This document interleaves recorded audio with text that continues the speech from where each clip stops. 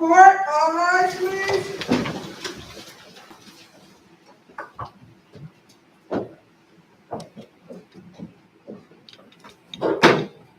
Hear ye, hear ye, hear ye.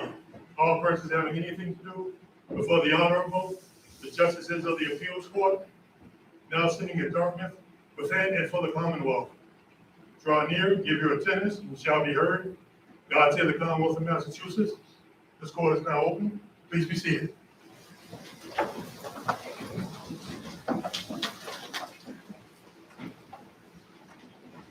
Good morning and welcome to this special sitting of the Appeals Court here at the UMass Law School in Dartmouth. We are delighted to be back here after a hiatus last year due to the pandemic.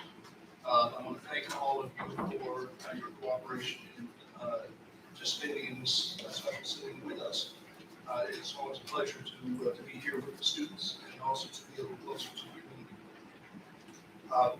I'm Chief Justice Mark Green. To my right is Justice Anita Singh. To my left is Justice Marguerite Grant. We will be in panel on all 5 of the cases that we are hearing this morning. We have more cases than often.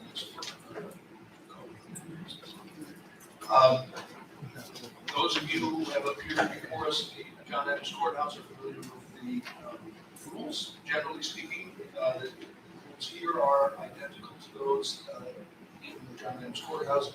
I have removed my mask, but my panel members also have been authorized by the to remove their masks, with the exception that the school applies to faculty during presentations. Counsel may remove your mask if you wish, if you're fully vaccinated, while arguing, but not otherwise. Your removal of the mask will constitute representation to the court, which you are fully vaccinated. Each side has 15 minutes to argue. There is no rebuttal. We do have the same digital timers that we have in the John Adams Courthouse, indicating the amount of time that you have remaining on your argument. I anticipate that we will have questions for you.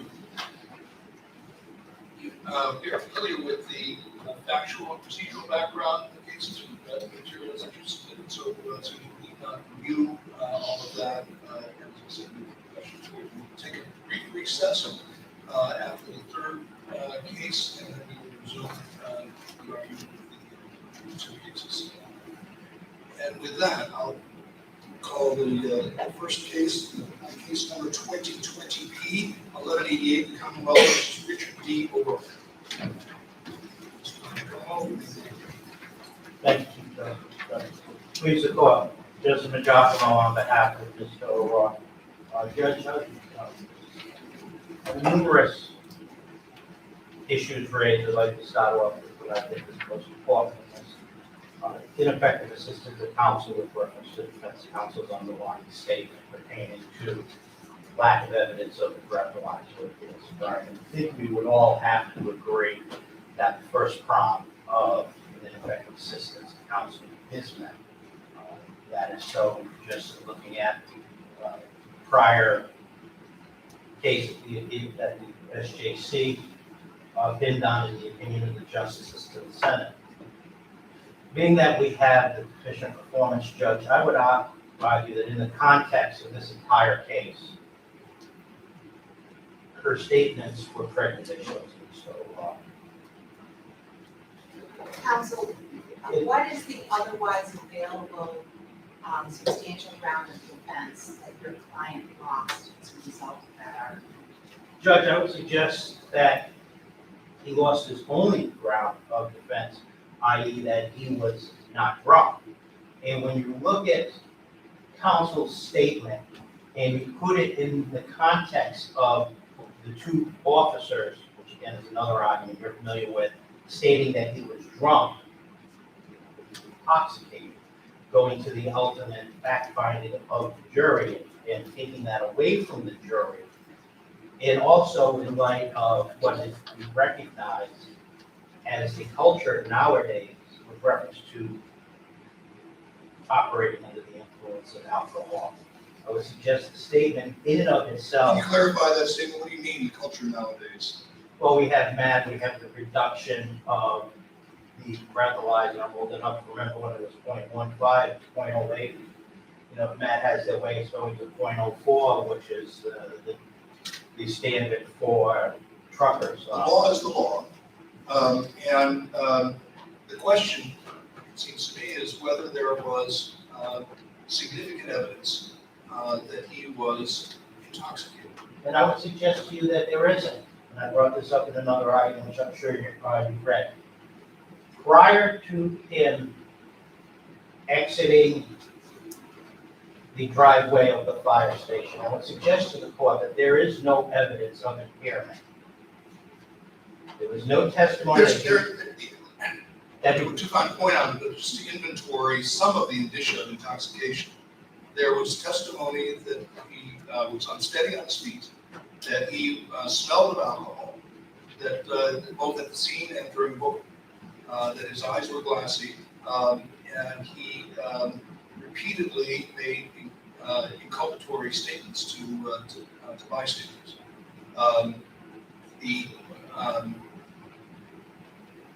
The operation itself that led to the accident was, shall we say, unwise.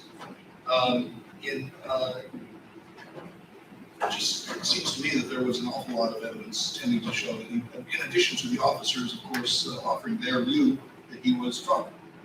well, the officers all offering their view that he was drunk is problematic. We can get to that and maybe not. Well, But just to anticipate that, because you've alluded to it a couple of times, Canty and the line of cases that follow Canty say that they can't offer an opinion as to his ultimate guilt. However, they can offer an argument as to whether he is drunk. They can't offer an opinion that he was operating under the influence. I would disagree that they can utilize the word drunk, but let me get back to your previous question.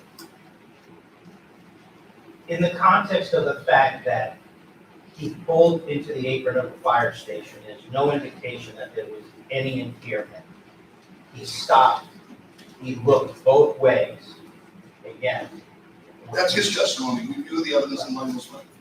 which would show that he was driving in a careful manner.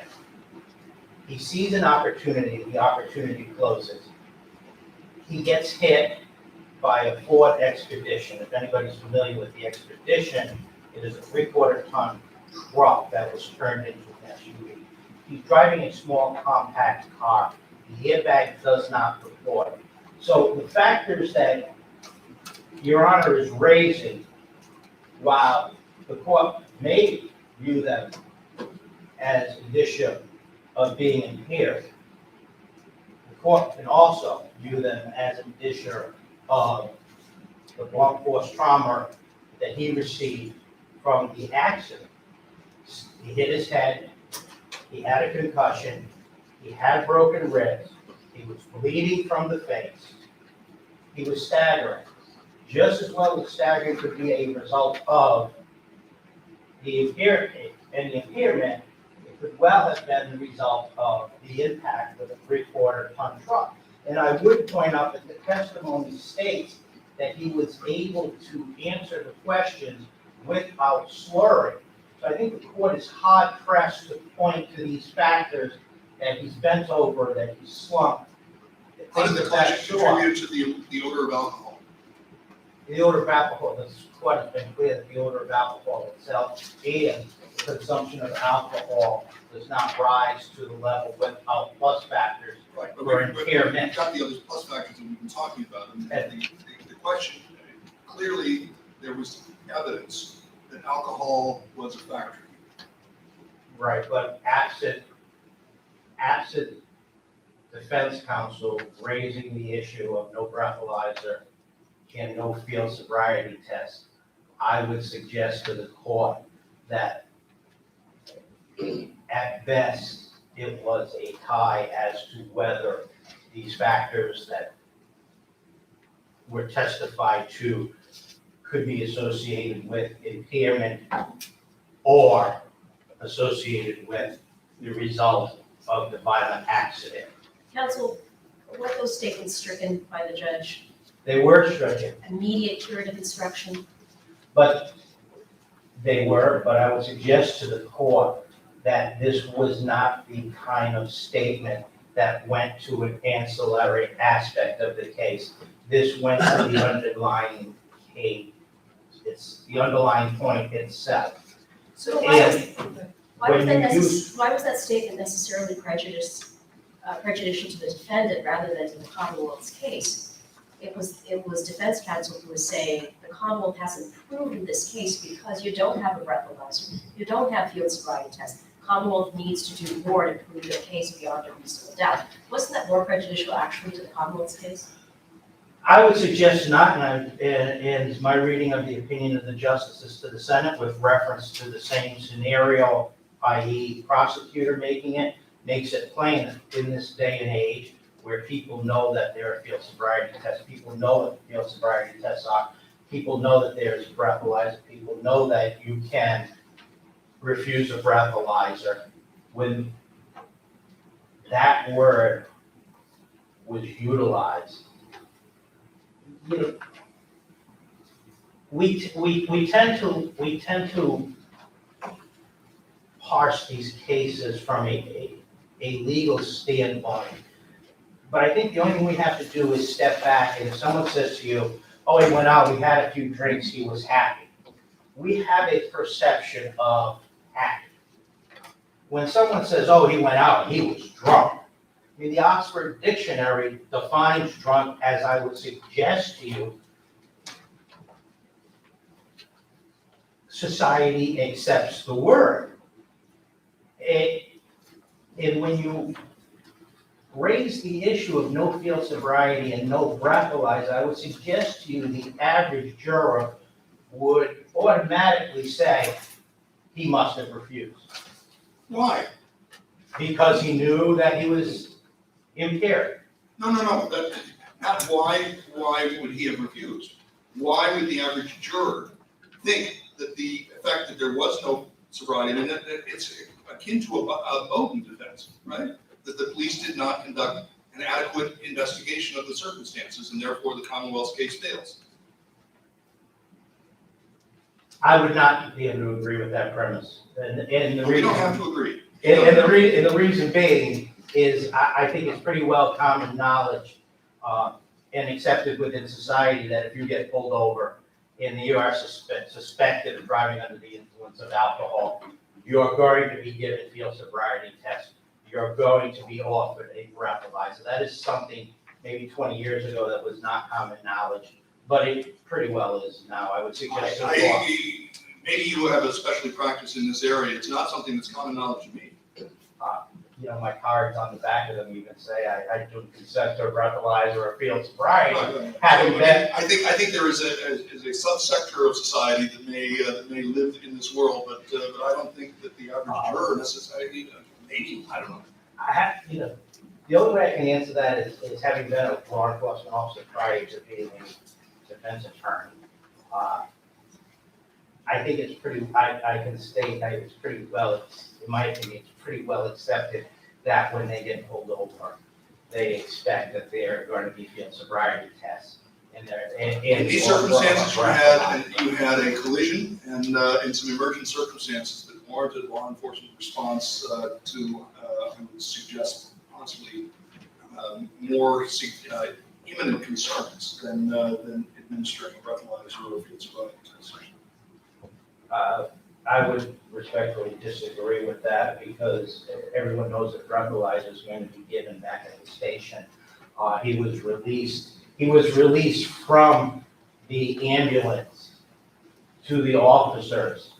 So even if a juror was to say, well, he was immediately taken to the side by the firefighter, the ambulance showed up, he was assisted into the back of the ambulance, which is protocol, he was assisted out, there was still a window of opportunity prior to him being placed in the cruiser and just driven around to the back of the fire station to conduct the field sobriety test. There's no indication that there was a significant amount of precipitation, slush or snow, on the ground that would have prevented the facilitation of field sobriety tests. It's probably for that reason the defense counsel thought it fair game to criticize the failure to administer those tests.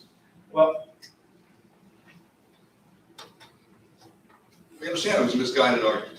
Well, had conversations with defense counsel, we'll leave it at that. I have a procedural question. Defense counsel, after the judge took her to task for her closing argument, defense counsel moved for a mistrial Yes, on the grounds of her own closing. yes. I don't see that your brief argues that the judge should have granted a mistrial. Are you arguing that now, or just that we should reverse the case, the conviction, and grant a new trial for ineffective assistance of counsel reasons?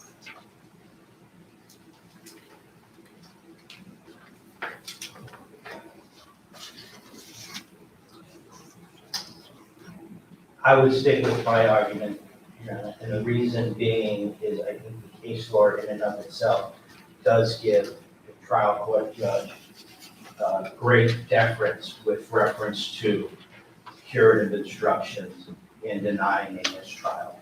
Do I think it was error? I wouldn't be here if I didn't think it was error. But to make the argument in that context, I don't think would be successful in front of the appeals court. Should it have been done and preserved for the SJC? Maybe, but I think it can be read into my argument that it required, the actions in and of themselves require reversal. I have another question about your argument about the word drunk. What about synonyms? Is it just the word drunk you have an issue with, or other words like intoxicated or inebriated or under the influence or legless? Are all of those, in your view, impermissible, or is it just the word drunk? I would suggest to the court that in this, it would depend on the context, but in this case, drunk, and let me just read for you, and I'm sure you have, the Oxford Dictionary defines drunk as one affected by alcohol to the extent of losing control of one facility, faculties, and behavior. Merriam-Webster, having a level of alcohol in the blood that exceeds the maximum prescribed by the law. Again, I think we have to come out of the context of the appellate courtroom and how we parse things and look at general society. Oh, he went out, had a few beers, he was happy. Happy means you have a buzz on it, doesn't mean you're point away. Drunk, I would suggest to the court, connotes something worse. And it took the fact-finding option away from the juror. I know I have 1 second amount of time, but let me just state that we have the officer who's testified that he's not only trained in OUI, but he has advanced training in OUIs. And when We you have your combine, brief on that, thank you. when you have combined that, it's problematic. Thank you. For the Commonwealth?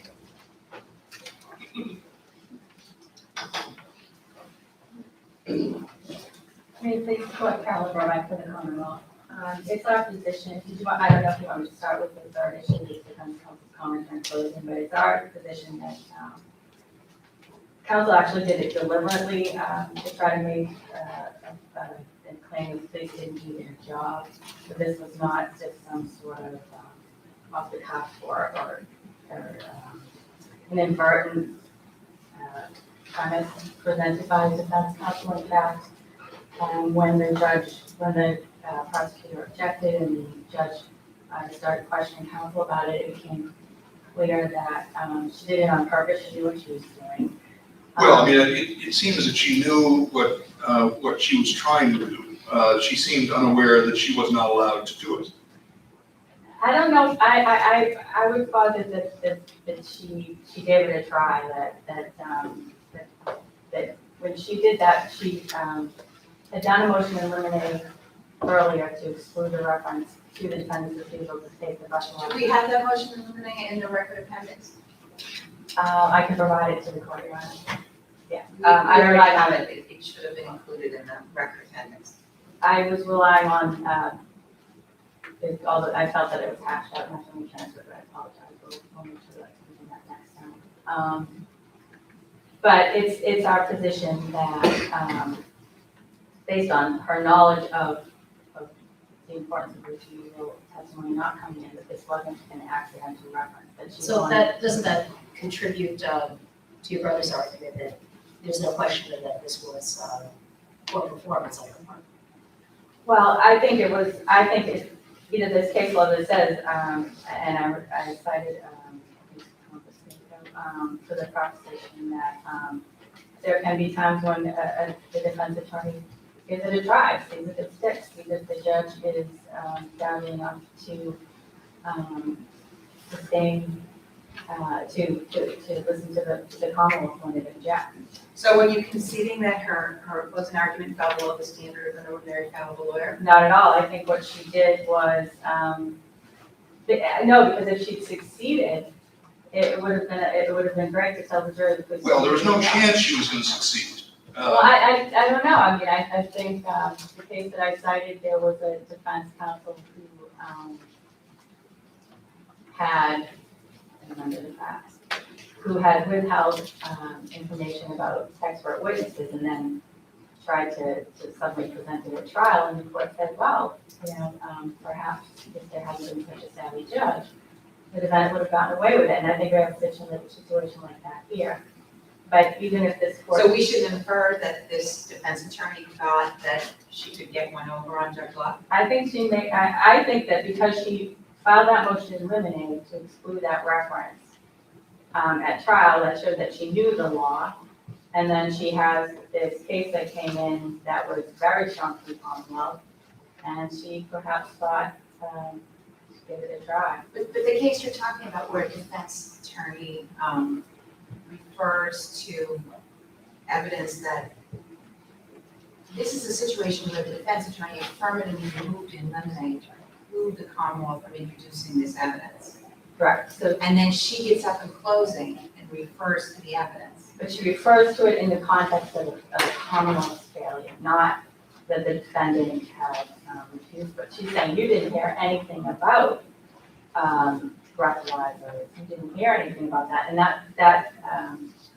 But aside from any issue about whether breathalyzers are admissible, isn't it improper for a lawyer to exploit the exclusion of evidence that's been excluded at her own request? Yes, How is that exactly. ineffective? It is, but had she gotten away with it, that's what the jury would have heard. So I'm saying Counsel, do you she really would. want us to be I in a don't want it position to be of saying okay. that's appropriate? No, I do not want that to be okay. So she shouldn't, I'm not saying it was okay for her to do it. I'm saying that she did it deliberately as a strategic tactic. So let me just back up. No, she did not have that. Manifestly unreasonable, strategic, attempt. Well, it didn't work. It didn't work, and it shouldn't have worked. No. And the judge acted properly. And so when he So that's asked, why, I mean, what, the solution was. what do you have to say about prejudice? So I would say that it didn't prejudice the defendant because the judge immediately struck it and immediately issued a curative instruction where he said the jury was disregarded entirely and he was striking it. He explained what he meant by disregard. He explained what he meant by striking. He told them there was no evidence of this testing in this case and that may be for any number of valid reasons. And then he told me you have to base it on the evidence you've heard, not on the absence of evidence. And I would also say that our case was extremely strong. So, and that, again, they were told the closing arguments are not evidence before the closings began. Closings came, defense counsel made the error, another instruction, and then in the final instructions, you have to base it on the evidence, you can't speculate, all of that. So I would say in terms of prejudice, there was none. Do you want to address the defendant's argument regarding the opinion testimony? The opinion testimony that Canty is on point. You can, Was there a motion on the nail on on motion in limine on this, yes. So, yes, there were discussions on motion in limine on that as well. So. I'm not on the specific use of the language, the word struck. The motion in limine was to exclude any opinion testimony regarding operating under the influence. And then there was a discussion at sidebar about, are we talking about just operating or are we talking about operating under the influence? And the judge said, and the prosecutor said she was going to try to get into opinions about operating, but she would not seek opinions as to impairment or intoxication. And that is how the child proceeded. Well, that wasn't a video of intoxication. Well, no, because I'm sorry. Sure. No, that's my mistake. The defendant said that she thought the case law said that officers were allowed to testify as to the opinion of intoxication of sobriety, which is the correct statement of the law. And so that's all that we had here. We had two police officers, they said that they observed him to be drunk. And under Canty, Is there a difference between, in your view, between use of the word intoxication and use of the word drunk? no, I think in common, common language, common usage, I would consider them to be synonyms. I can't really even think of a way you could say it other than that. I mean, it seems intoxicated, drunk. I don't view it as something greater than intoxication or any kind, and certainly isn't an opinion that he was driving from. Are they greater, less than, or synonymous with under the influence? I think they're all synonyms. But Canty says intoxication, and I believe that the language in that is apparent intoxication. And I just drunk to me, I think it's fairly. Doesn't under the influence add an element that the statement of intoxication lacks? Under the influence actually doesn't tell you whether it's alcohol or. Well, under the influence Under of influence it is, under the influence, sorry. Under the add an element.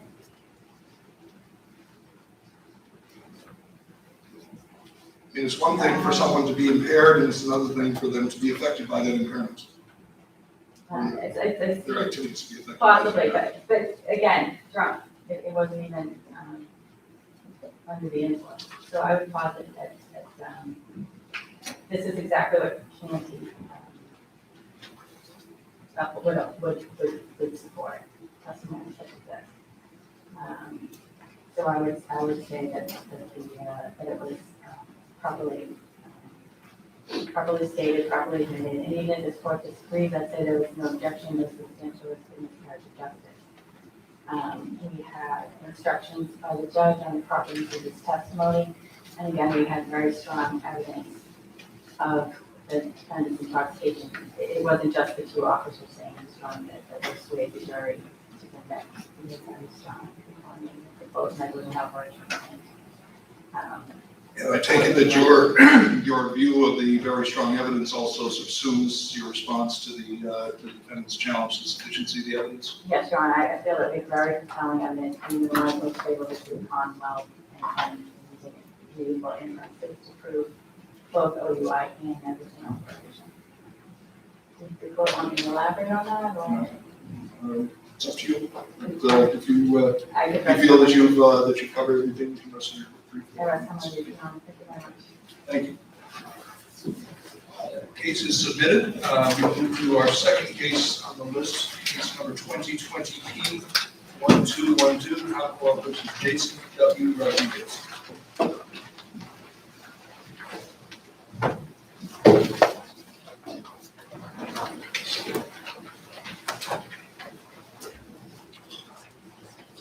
Mr. Chief Justice, and may it please the court. So let's look at the elements of armed assault in a dwelling. In this case, and let me start with the dwelling. Here, because dwelling isn't used or defined in the statute, we're bringing drive from the common law. Common law is pretty clear, and the case law is clear that the common hallway is not part of the dwelling. That's where the attack takes place. Your sister cites common law for the contrary proposition. Well, again, common law is judge-made law, and Well, but you just said it was clear, and it does. It seems clear to me because I mean, what we're looking at is whether. And as I look at the case law, the distinction comes as to how a person gets into the common area when we're talking about apartment buildings like this.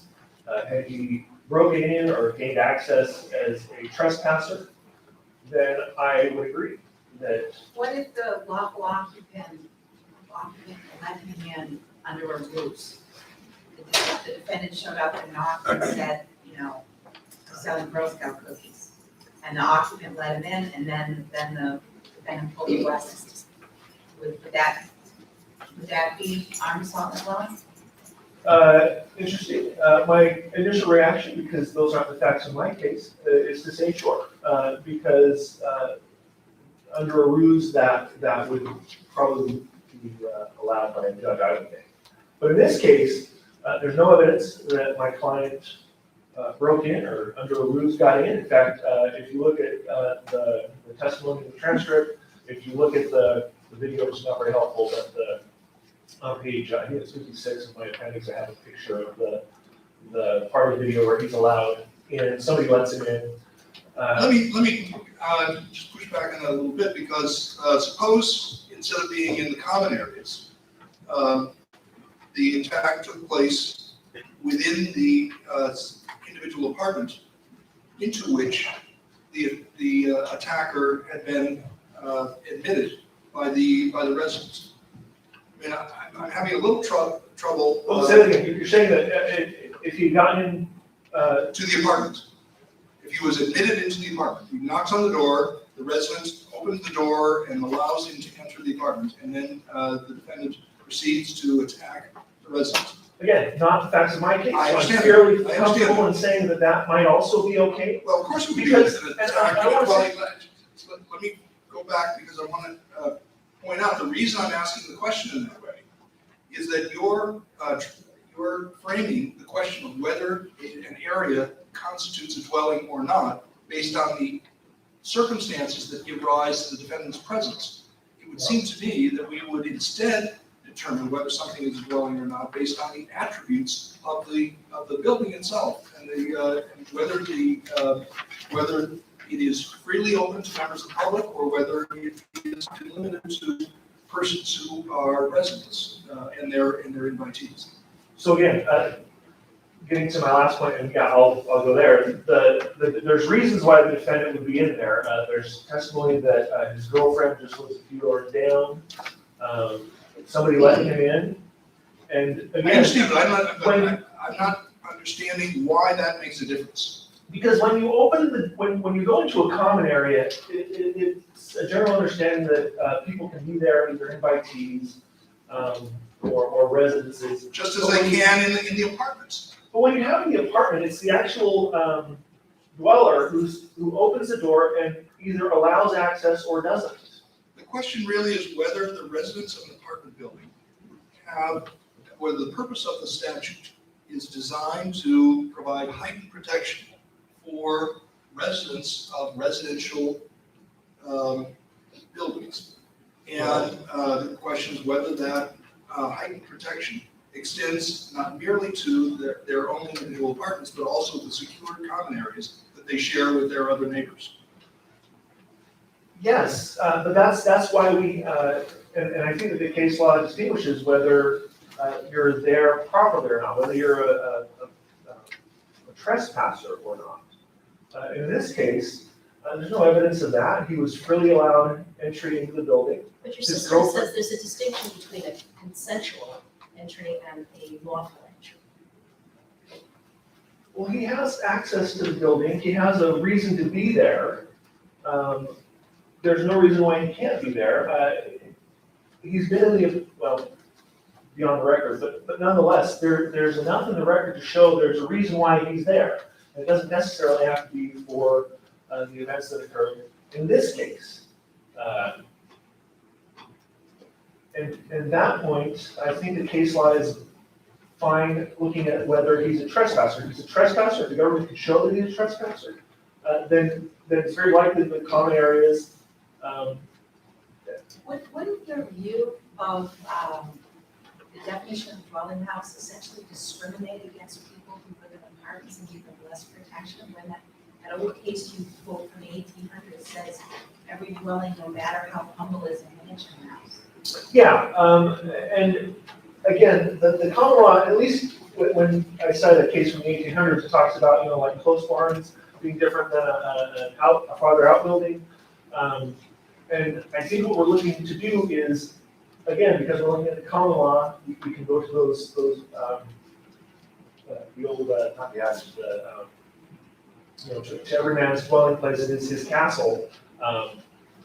It is your dwelling place, it is where you live. The case law makes that clear. It's where you sleep, it's where you have your possessions. And that's why these cases distinguish common areas. What if it was an apartment building where the residents of the different apartments regularly left their apartment doors open and socialized in the hallways and put Christmas decorations and candy and things to share out in the hallway? It's still a common area.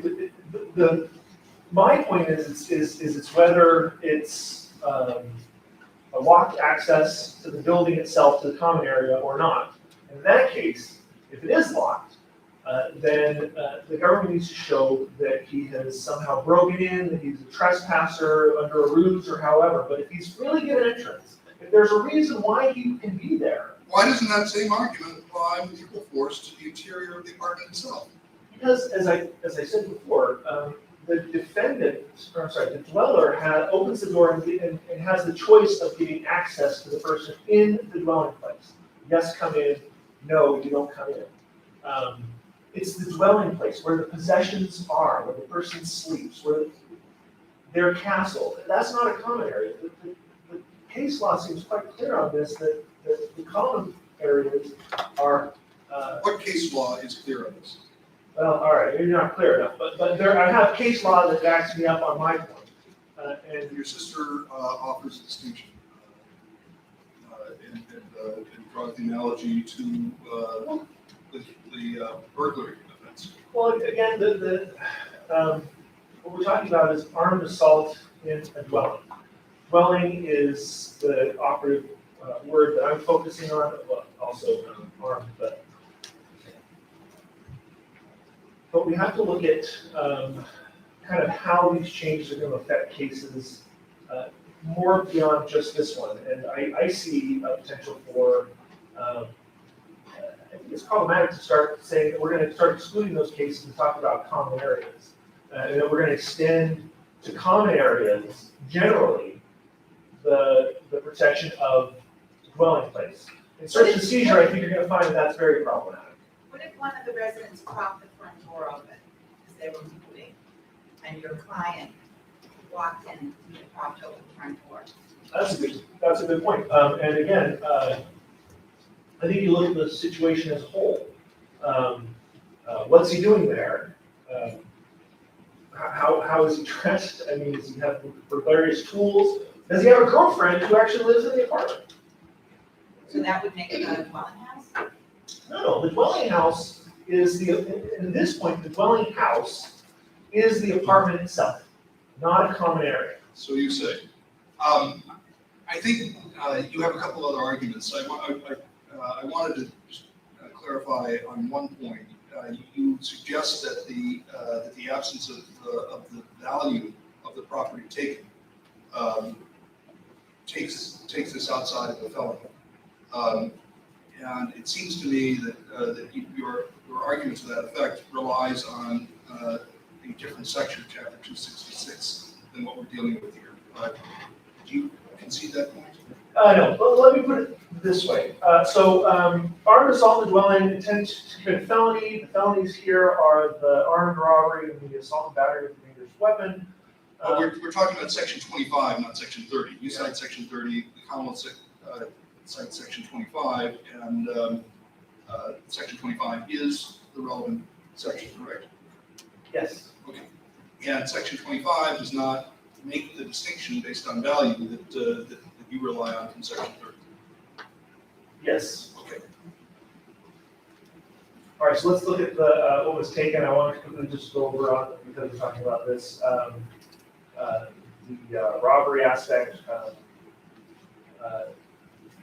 The keys are found in the car that belongs to my client's girlfriend. We don't know how the keys got to the car, and that's one of the problems problematic things. That called on the, inferences, I suppose. Well- Substantial evidence, right? Yeah, but again, it might not have been my client who took the keys. The keys, again, there was testimony that the victim had taken his child to a care facility or a school facility. Again, also with the phone, we don't know, Mr. Mello's phone doesn't seem to have been taken. Mr.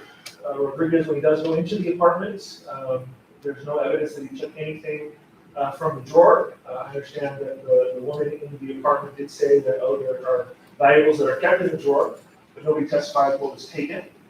Mr. Mello never testified what was kept in the drawer. As the girl on the couch in the apartment explained, she doesn't live there. But didn't she have direct testimony that he took things from that top drawer? Her testimony does sound pretty certain, but when you actually look at her testimony, she says, in a general way, I'll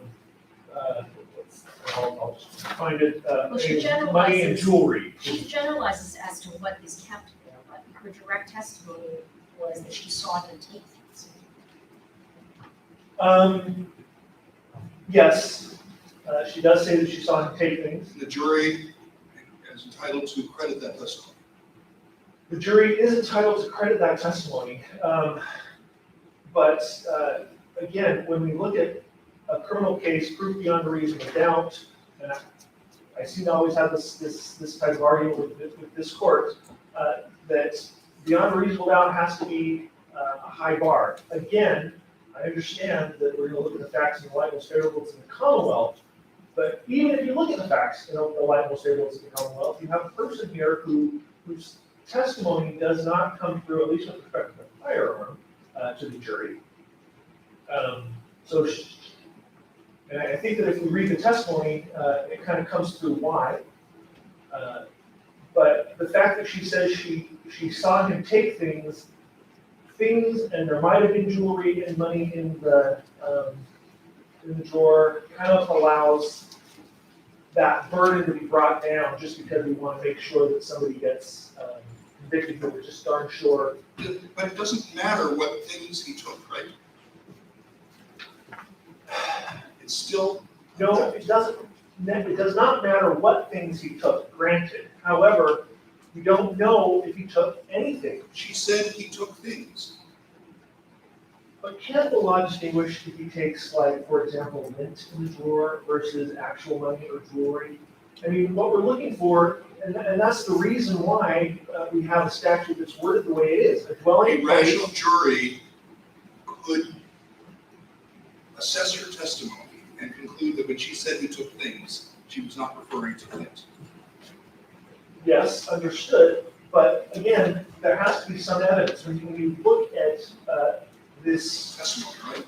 Yeah, when you look at the testimony, when you look at the charge generally, look at what the government is actually alleging. You went in, you took Mr. Mello's phone. That's the felony that we're talking about here. Or he took money or jewelry, or he went in to commit a felony with a dangerous weapon. And again, jurors, when they're placed in this kind of situation, when you give them a defendant like this, my fear is that they act out of an overabundance of caution rather than by proof beyond a reasonable doubt. I think we'll have to leave it there to see what your time is up. Thank you. Commonwealth?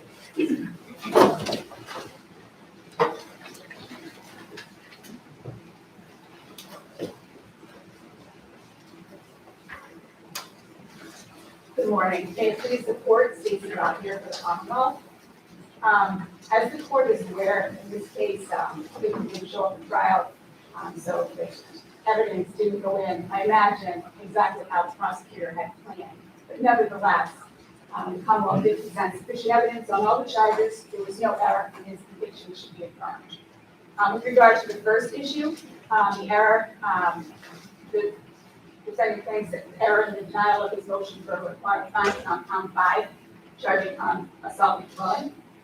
Again, charges are on issues of sufficiency, claims are reviewed by the evidence in the light most favorable to the Commonwealth. And in this case, The determination of what constitutes a dwelling house under the Untitled Dwelling Statute is requested back to the jury. Here, the judge defined the dwelling broadly.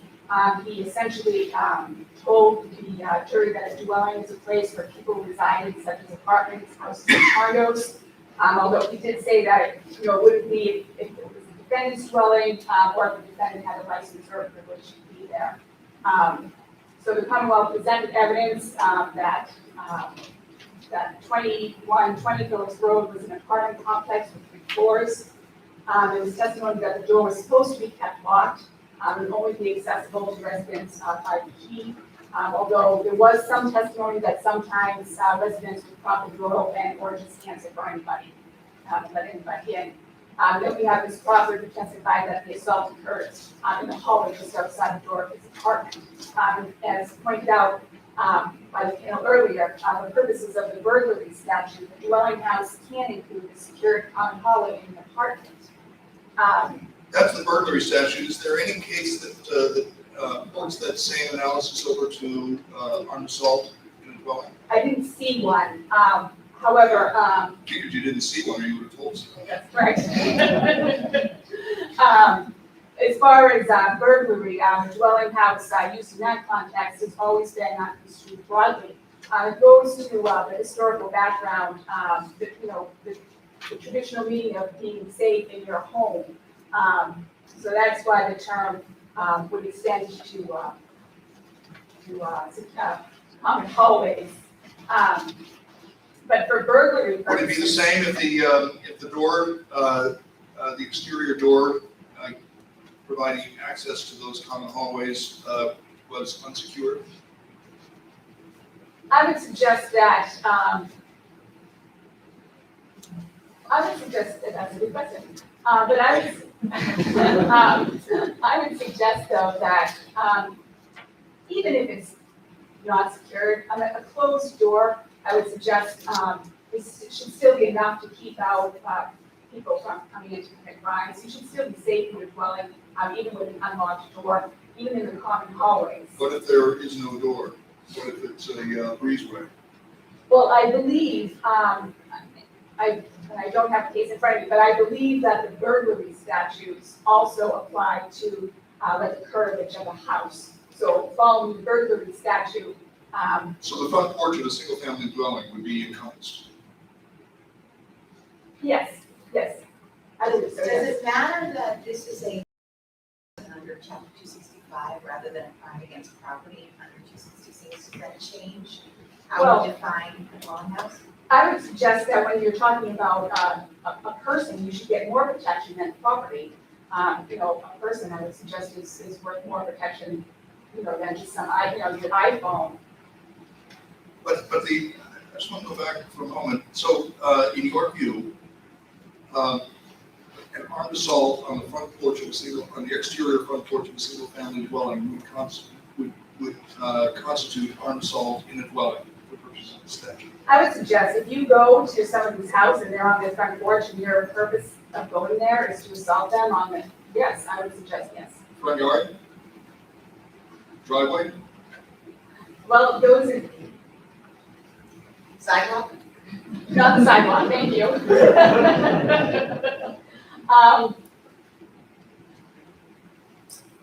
That's a good question. Definitely not the sidewalk, and yes, definitely the front Definitely not the porch. sidewalk because there's a case. Yes. And the analysis in that case, how do you distinguish between that analysis and the ones that you're urging on us to the other exterior areas, curtilage? Well, again, the curtilage is part of your house, and historically, it's where you're secure. So you should be in an area that's that close to your house. You should be able to feel secure. On your sidewalk, that's not on your property. You're just out there anybody. But when you're on your own property, you should feel secure, and that would include the curtilage of your property. Certainly the front porch. Your brother didn't really have a chance to get to this, but could you address the armed portion? Yes. So there was testimony from the girlfriend of the victim, that the defendant had a gun. She testified that she saw him fire a gun, he came into the house with a gun, she described it as being black and silver. The police arrived, they saw a bullet, a shell casing in the hallway. There was also a neighbor who was unrelated to anybody here, who was on the second floor, who stated that he heard a loud bang, and in his opinion, it sounded like a gunshot. He in fact had a license to carry, indicating that he was familiar with guns. So I think from that, the jury could infer that he had a gun. But There was also, there's not guilty determinations as to the firearms charges. that is correct. Consistency in verdicts, one of which charges an acquittal, does not render a guilty verdict erroneous, even though such inconsistency may have indicated compromise by the jury. The other item there that could be considered a weapon was, or there was an issue with the duct tape. And I know the jury came back, and asked if duct tape could be considered a dangerous weapon. And I would suggest, that it could. I know that the defendant argues otherwise. However, there's no limit on an item that can be considered a dangerous weapon other than someone's teeth or, hands and feet, because that's considered to be an extension of the person's body. But other than The that, prosecution never went on the theory of duct tape being a dangerous weapon. that's correct. There was a conversation, a sidebar conversation where the prosecutor had stated you couldn't really see in the video whether the defendant had a gun. And then he asked the judge if duct tape would be considered a dangerous weapon, and the judge said, well, if you put it over someone's mouth, maybe. And then the Commonwealth said, well, that happened in this case. But what ended up happening is that the Commonwealth didn't argue any specific weapon in their closing argument. We left it up to the jury to decide what the dangerous weapon was, and then the jury came back and asked about the duct tape. It's always hazardous business to speculate about what the jury had in mind, but their question specifically directed to duct tape as a dangerous weapon suggests at least the possibility that they were developing that theory on their own. Yes, that's correct. And in response to that question, the judge instructed on dangerous weapon and how it can be, essentially any item that would be used in a way that could cause death or serious bodily injury. And certainly the jury, they're not bound by the Commonwealth's theory of the case, being the firearm, if there's sufficient evidence as to the duct tape. And I would suggest that here that it was. They certainly would have been warranted in finding that was a dangerous weapon. Could you talk a little bit about the closing? Why was it necessary for the prosecutor to call attention to the mother's emotional testimony in closing? Sure. So essentially, what he had stated was that when the victim's mother had turned around and saw her son, we saw her reaction when she was at on the stand. And of course, she had apparently some kind of an emotional breakdown on the stand and had to take a break. I would suggest that what the prosecutor meant when he made that statement to the jury, I would suggest that he was asking the jury to assess their credibility. So of course, the reason for a trial, you put a witness on the stand, and the jury then can watch the witness testify, and that's how they assess their credibility. In doing that, they're not just listening to the words that the witness says, they're also watching their demeanor on the stand, and that also helps them assess their credibility. In So I would context, suggest- it struck me that the prosecutor was asking the jury to consider the impact on the mother, not to of the crime, and the pain that she had suffered as a consequence of the alleged. So much that it was suggesting that her make her more credible. Well, it is certainly improper to base a case on Emotion. Thank you, Your Honor. And so what I would say to that is that was one single statement in the closing argument that covered approximately 18 pages of transcript. In my brief, I cited Commonwealth versus. So how many improprieties are okay? Well, it depends, and I would say here it doesn't. But I'd also draw the court's attention to the Commonwealth versus Alamany case. which is not cited in my brief. That just came out from the SJC on Monday. Yes, that was the first degree murder. There was a closing issue case in that, where the prosecutor had made numerous statements that the Supreme Court held were improper, improperly, influencing the jury based on sympathy.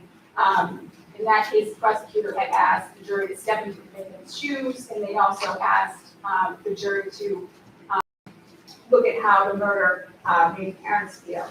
And the court found that although those statements were improper, they looked at the entire context of the case and the evidence against the defendant.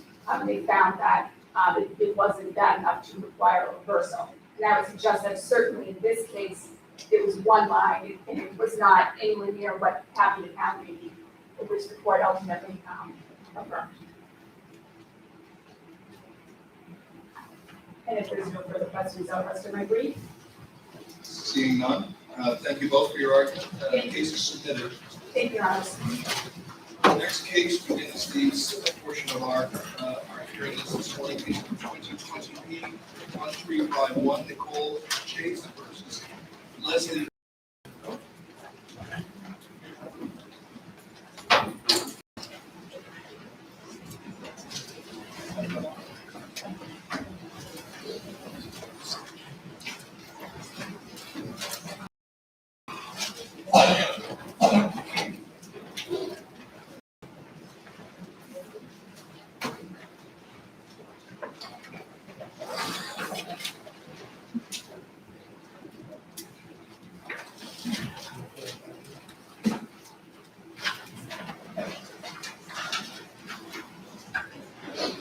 Morning, Your Honor. Gregory Lawrence for plaintiff, Ms. Chase. As the court's aware, this case results arises from a 2010 spinal surgery. It's medical malpractice action that was filed in 2013. Basic background facts are that Ms. Chase had a spinal decompression surgery in which surgical hardware was installed to alleviate the compression. From 2013, when the case was filed, the plaintiff's theory of the case throughout was that the hardware was installed improperly and that improper installment caused a right leg drop with pain and numbness in her right leg. So that didn't exist prior to the surgery. So the plaintiff's case is surgery happens, she's got nerve impingement in her right leg. Essentially, the best analogy I can draw is that when a limb falls asleep, it doesn't work properly, she's not ambulatory. From the outset of the case, the defense's theory of the case is that the hardware was installed, and even though it wasn't optimum, it was within the standard of care, and that it wasn't negligent, and that it did not cause the injury. So the case is filed in 2013. In 2013 as well, the plaintiff's expert submits an affidavit saying that the hardware was installed improperly. In 2017, the plaintiff's expert files a supplementary affidavit stating that it wasn't installed improperly, that he has reviewed the 2010 and 2011 images with respect to how the hardware was installed, and also the 3D image of the spine that plaintiff's counsel intended to use as an exhibit at trial. Throughout this particular period, there's nothing from the defense as to what their experts believe the case to be. In 2019, in March, preceding the trial that was to begin on June 3rd, 2019, the defense experts, of which there are two doctors, submit their affidavits. The first doctor, Dr. Klufus, his affidavit states that he is going to testify that the hardware was installed in such a fashion that it was not negligent, that it did not cause the impingement, that it did not cause the injury. Well, he said it's in good position, it's properly situated, and it looks acceptable and well aligned. Correct. That's exactly what his expert disclosure states. And then there's a second expert from the defense, that's Dr. Brick. He states in his expert disclosure that he's going to testify along those exact same lines, that the hardware was installed in an acceptable manner, it didn't cause the injury. And that's within 60 days of trial. So they're both saying hardware installed properly, it didn't cause the injury.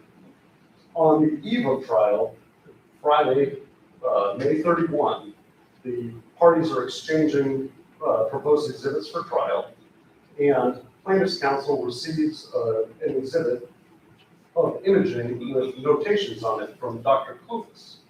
And in looking at those exhibits, he thinks to himself, I think what they're about to say is that the hardware moved between the time it was installed in 2010 and the time that this imaging was taken in 2011. But the 2019 disclosures also said Dr. Klukas will testify generally regarding migration and movement of interbody hardware. Correct. So why was that exhibit a surprise when he was trying? Not only was it a surprise on the eve of trial, because there was no disclosure that there was any movement in this case, but if you look at Dr. Klufus's actual testimony at trial, and I have the colloquy in my brief with the citation to the record, Dr. Klufus testifies at trial that he had not formed any opinion of movement at the point that he submitted that expert disclosure in the affidavit. So necessarily, he couldn't have said in his disclosure that my opinion is movement, because he states at trial, I didn't even have that opinion when I submitted my affidavit. Well, don't experts sometimes testify based on hypotheticals, and they form opinions in the middle of their testimony on the stand, based on a hypothetical that they've never heard before? Correct, but in this instance, it's not a hypothetical. The case was whether the hardware was installed properly or improperly in 2010. But this all pertains to a depiction at a subsequent date that was the subject of a motion in limine. Correct. The judge on that motion in limine allowed that subsequent presentation to go before the jury. Doesn't the expert's view of whether that subsequent depiction fairly and accurately reflects the conditions at the time of surgery go to at least to the foundation of that evidence and its admissibility in the first instance, or at least to its weight? Absolutely. The judge could have excluded this exhibit entirely on that ground. And perhaps the judge exercising a gatekeeping role should have taken all of that challenge evidence into account at the motion in limine. But I don't understand why, having gained the benefit of having the evidence come in, you are inoculated from evidence challenging its weight or its probative force. I think for two reasons. One is that in this instance, it's an expert witness case, and they have an affirmative obligation to disclose what their theory of the case is. The case was filed in 2013. From 2013 to 2019, there was nothing in the record that indicates that the defense's theory of the case is that this hardware moved. So, in 2010, we have an MRI of the hardware. In 2011, we have a CT scan and an MRI of the hardware, right? So, if the hardware hasn't moved between 10 and 11, that was never the theory of the case. The plaintiff proceeded and developed their theory and their models and their entire presentation to the jury based on the 2011 CT scan, only because it's the most clear picture of where this hardware is located. So you're saying that plaintiff's counsel couldn't have known that defendant's counsel was going to argue at trial that 2011 scan was not the relevant one as compared to the 2010 scans. They wouldn't have known that without a more specific expert disclosure? yes, absolutely. Well, as far as the Dr. Cooper's disclosure, I understand plaintiff's trial counsel cross-examined Dr. Cooper about the fact that he said he would testify generally regarding movement and migration. If that word generally was left out of that sentence? Would the disclosure be sufficient? Well, I don't believe so, because there's no statement that there was movement in this case. That disclosure was filed within 2 months, 60 There's days also of no trial. indication that the plaintiff is going to rely on subsequent depictions at the time of that disclosure. I Doesn't go, I mean, it seems to me, it goes to the heart of whether this evidence fairly and accurately depicts the conditions at the time of the surgery. Correct, right. So the issue is, they're raising the issue at trial of saying the 2011 images. In response to the presentation of evidence that draws from a subsequent time. Correct, because the 2011 image is a CT scan. So it's akin to if I had a black and white photo in 2010 and a color photo in 2011.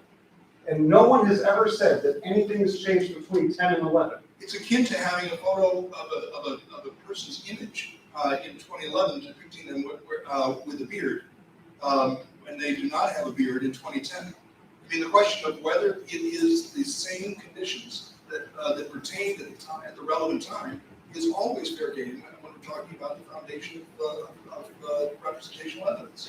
Right, and if they had disclosed that their theory of the case was going to be that it moved between 10 and 11, the motion in limine, the objections during trial, the motion for a new trial, and plaintiff's counsel obtained an expert radiologist to say there was no movement between 10 and 11 solely as an offer of proof. So all of this was in front of the jury, and the jury was charged with the need to. I mean, it seems to me that the issue was fully joined, and it was up to the jury then to sort out the competing theories.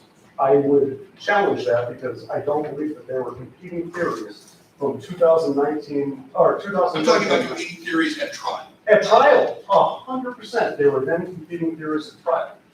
But the plaintiff's case and the appeal are based on the fact that these were not competing theories from 2013 to 19.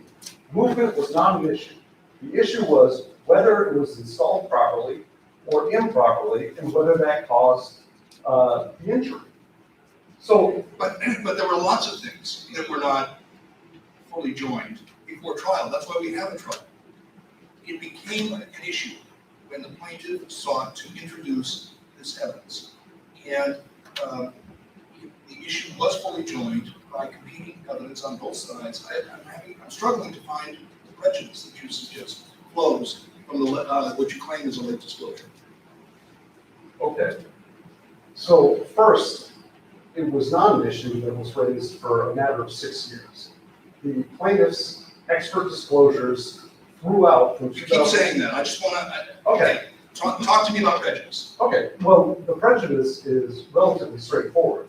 The plaintiff raises in their motion to eliminate the exact harm that's going to befall them, is that they have prepared this case that the hardware was improperly installed based upon the 2011 images on the sole basis that they're the best images. It's the only CT scan. And he says, the plaintiff's counsel says, that they're about to say that these images are unreliable because it moved between 10 and 11. And that was never an issue raised in the case. And then, if I could, the exact prejudice is raised by defense counsel in their argument with respect to the motion for a new trial. Defense counsel says, I raised the issue that things moved, and it wasn't lost on the jury. The plaintiff is trying to depend on these 2011 images that are unreliable because things moved. But movement was never an issue in the case that was disclosed ever. And I would contend that there was no fair reading of that pretrial memorandum and the defense expert disclosures wherein you could discern that their defense of this case was that things moved between 10 and 11. Nor was there anything in the pretrial memorandum that referred to That's not accurate. The expert disclosure, Dr. Lowe's expert disclosure is in the pretrial memorandum. It was provided in 13 and 17. I believe it's in Record Appendix Volume 1, page 65 and 66. he says that the CT scan from 2011 depicts the hardware in the wrong place. I have a technological question for you about Sure. the exhibits. As I understand it, the plaintiff generated a 3D video from the December 2011 CT scan. Would it have been possible to generate a similar 3D video from any of the 2010 images? Yes, and that is exactly the harm that the plaintiff's complaining of, is saying, I used the 2011 CT scan to generate the 3D model because it was the best set of images that we had to generate the model. And now that the defense is saying, oh, well, there was movement between 10 and 11, your model's no good. The plaintiff is saying, in the motion in limine, in the objections, and in the motion for a new trial, that had I been afforded the opportunity, now that I know that you're saying the 2011 images are no good, we could have also produced it with respect to the 2010 MRI. And he submits an affidavit of Dr. Glassman saying exactly that 10 and 11 show the same thing. And he says that. And you're saying plaintiff's counsel wouldn't have known enough to get a 3D image from the 2010 images until the eve of trial? Correct, because the 2011 image is the only CAT scan, and that is the best set of evidence that you have in the case. It's akin to a color photograph compared to a black and white. So because there's no movement between 10 and 11, use the best evidence that you can to show the jury. And once that evidence comes in, now there's an argument that things have changed between 10 and 11, and that's why, oh, you shouldn't be able to rely on 11. That response was also placed before the jury, right? It was placed before the jury. We would contend asking the jury to play the role of the judge with respect to the admission of evidence, and that's where the error occurred. Thank you. Thank you, Your Honor.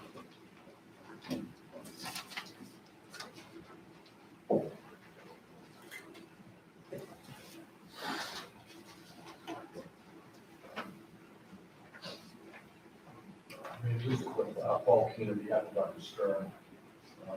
So, I do want to point out that at the outset of this case, the information that was provided by Dr. Lowe did not mention the CT scan from December 1st, 2011. When they filed a joint pretrial memorandum in this case, which was also 429-19, in the summary of the case provided by the plaintiffs in this case, they did not mention the CT scan of 2011 at that point in time. What they did do, there was a supplemental answer to interrogatory from Dr. Lowe in June of 2017, around the same time, indicating that he would be talking about displacement based upon the 2011 CAT scan. However, it had never been the focus of their case. The issue of the case from the beginning has always been, what was the placement of the hardware in this case's spine at the time of the surgery on May 3rd of 2010? What did it look like at that point in time? And there's been evidence in the case, there's evidence from the very beginning, that fluoroscopy was done during the course of that case intraoperatively. That when there was an issue postoperatively about weakness in her right foot, they obtained plain films of May 5th. That when they followed her, clinically over the course of the summer, and she was not getting better, they obtained the MRI scan in August of 2010. And she also, by the way, went to see, got a second opinion on all this in June of 2011 by Dr. Carlo at the Lady Clinic. And his notes in the record also indicate he's looked at all the imaging up to that point in time. And all of that imaging showed that the hardware in this case was properly placed and positioned. So when the question gets asked, well, our trial strategy would have been changed, it would have prejudiced, because had we known you raised this issue about raising this question about movement based on the December 1st, 2011 CT scan, we would have gone back and we would have gotten additional images, and we would have gotten the 3D imaging of the earlier study. That was fully available to them to do that at any point in time. And wouldn't it be very reasonable to say that if the imaging, any of that imaging I just referenced from 2010, if any of that had shown that the hardware was out of position, the plaintiff and their expert would have That would have been their exhibit A in this case. They would have been focused on that issue completely. And they never did that. And this issue came to bear and was fully joined, if you will, if the court, if you use the court's expression, when we brought a motion to eliminate and keep out the 3D imaging. We provided information from the medical experts as to why it was that this 3D imaging really, because of the volume of data in the software, it just, according to these experts, it distorts the images. It makes the screws look bigger than they are. It looks at the displacement of the Stax device, which ultimately was displaced. It makes that look bigger than it is. And so they don't think it's really reliable in that sense. Now, the Judge Chassayan, heard that motion, and he denied it. He said, look, I'm going to put it in as a chalk, and the experts can talk about it, and your expert can talk about it. So he said, fine. And at that point in time, what we simply did was prepare the images, Dr. Kluver's prepared some comparison images, which have been identified, which are in the record, and basically just taking, just took, in one instance, he took the 2010 MRI, and there was also an MRI in November of 2011, a couple of weeks before that CAT scan, the 3D imaging of it. He took those two studies, and he just had blow-ups made, a side-by-side image, and he put some red markings on there so that it's a little complicated for jurors to see this type of imaging. It's small, it's hard to present it in a courtroom, but what he wanted to show them was when you compare these images, the MRI in 2010 with the MRI in 2011, you can see that there's been a change. There's been a movement of that device. This was direct evidence that was in the case and available to both sides. All these images were in evidence at the trial of this case. And all he was doing was putting a side-by-side comparison and using some red markings to show where that movement had taken place. And that's what was presented before those were given to the plaintiff's attorney right before the Friday before trial, I suppose it was. We're doing that in response to losing the motion on this to keep out the 3D image because the Well, the 3D image, strictly speaking, was not admitted itself in evidence, right? That's correct. It's only Using the chart. authorized to be used as a graphical aid, as a chart. Correct. That was the purpose for it to be used. And what we wanted to do was simply point out, we were going to cross-examine their expert on that point about the 3D imaging, but going back to just the comparisons of two studies, it's really an apple and an apple, two MRIs, showing where this position of the hardware is. We wanted to present that in a fashion that had some markings on it. And the judge allowed, it was a hearing for the trial judge by the plaintiffs to keep that out. He heard it, and he made a number of rulings at that time saying that I don't think this is a new theory. I don't think you've been prejudiced by this. It would take your experts minutes. They were saying, well, we need a continuance to the trial. We need a month to go in and do these additional images, or do an additional 3D study. They could have done that at any point in time before this case started, and they would have done that had I submit to the court. They would have done that had any of those images been profitable to their case, but they weren't. In this case, they took the December 1st, 2011 CT scan and tried this case as if that had been taken the day after the surgery, and it wasn't. It was taken 19 months later, and there were a lot of imaging that took place in the interim, and the jury was entitled to look at all of that imaging in connection with, including the CT scan at that point in time. But the judge indicated that I don't think you're prejudiced by it. I don't think this is a new theory. Your experts can comment on it. He pointed out that we weren't happy about losing the motion to keep the 3D imaging out. He said, look, these experts can discuss this issue in the course of the trial. That's exactly what happened. I mean, they had a very... Would it have been better for the judge to have resolved this? I referred earlier to the judge's role as a gatekeeper, to have resolved all of this on a question of whether there was an appropriate foundation to allow the subsequent evidence to come in at all. Could have done that. Could have done that. Would have been an option. I think that he made it. In some respects, he basically punted the entire question about the suitability of the evidence to the jury, and that's not generally the way that we expect these questions to be managed.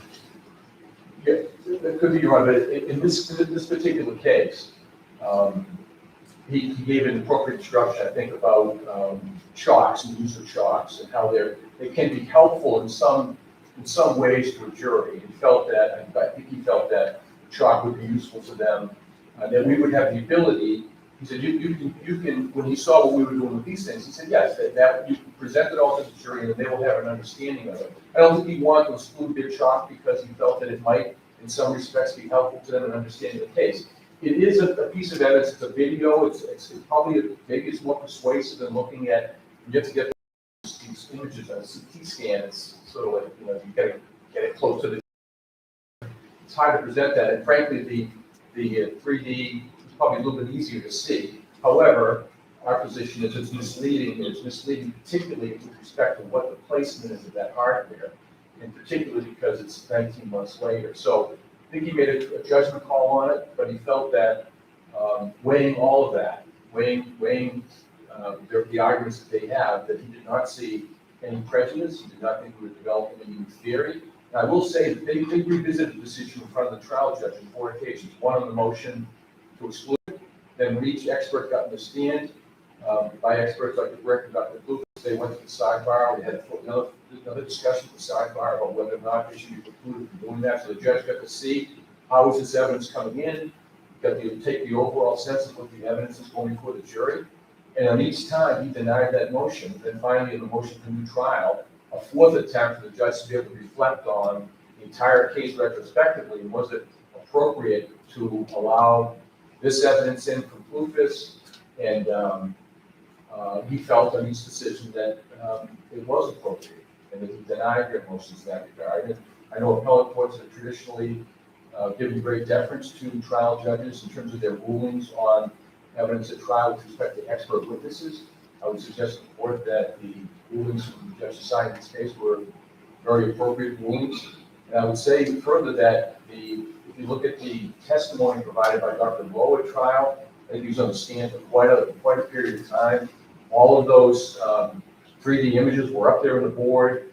He commented on other CT scans and things like that. It was a very full, lengthy trial. The expert issues were, I think, fully discussed. We put our experts on. The jury heard all of this evidence over the course of days.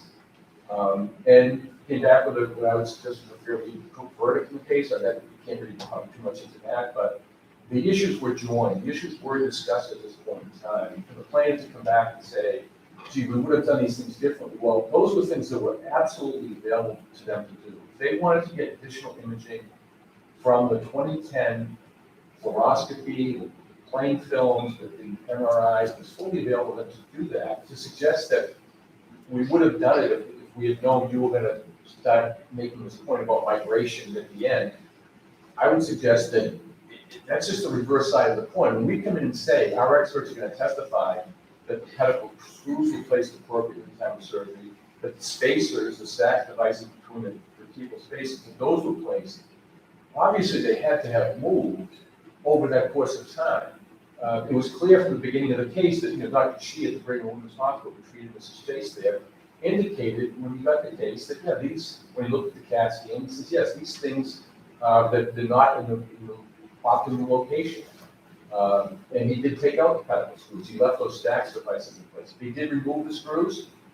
And so it was clear to everyone that something had happened. And the question was, when did it happen and how did it happen? That's what the whole case had been. Were they placed or misplaced at the time of surgery? That was really the issue in the case. I think because that 12/1/11 CAT scan does show displacement, but the plaintiff in this case made a trial strategy issue, which I think they conceded and agreed. It was our trial strategy to go forward with this case as if on 12/1/11 CT scan. There was a vigorous cross-examination of my experts and my client regarding this, mostly Dr. Clufus and Dr. Brick, saying that this is a web of lies and you made this stuff up. And that was kind of I thought that was sort of an all or nothing trial strategy to do that. You can look at their closing statements, it's all focused on that. And there's not much focus. In other words, very little, there's almost no cross-examination, frankly, on the actual imaging that took place in 2010 by the plaintiffs in this case. So they wanted to focus the case on this and have made that the subject of the post-trial motions and the subject of the appeal. But I would just suggest to the court that the issues were fully during the trial by the expert, the jurors had full explanation of the evidence, so. I have rest my a point. 26B4 question for you. Yes. In hindsight, would there be anything you'd want to have different about the expert disclosures by Cruz and Alfred? Yes, right. I suppose that even though they talked generally, it said we would talk generally about the issue of migration.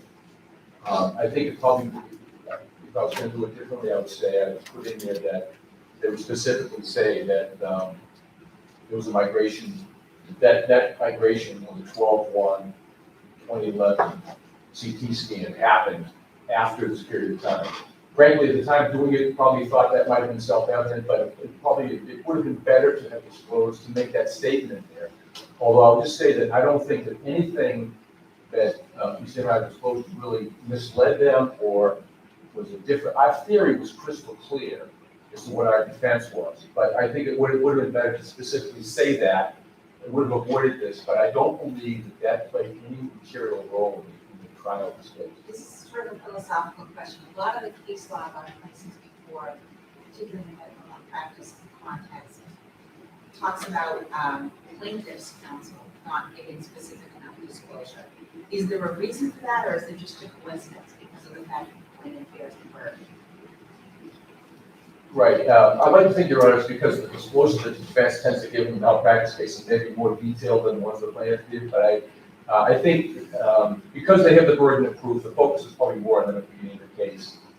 The only thing I think I would say was philosophically, Your Honor, I think what has happened is on many of these cases, it's sort of almost an argument now. Try with the trial judge to see if it's not specifically said in the disclosure, keep it out. And so there's kind of a sense of voice, well, let's object and see what the judge does about this. And some judges will take a position, look, an expert's entitled to develop a theory that's given. As long as we put you on reasonable notice of the theory, they're going to develop it on the stand. You know, they're on the stand for 3 or 4 hours usually, and it gets developed. So you can't be jumping up and saying, well, I'm surprised at this, I'm surprised at that, because it wasn't specifically in there. When in fact, most of the lawyers doing this, I don't think they're surprised by any of it, but sometimes they'll say, well, that's not in the disclosure, and some judges are very hard on it.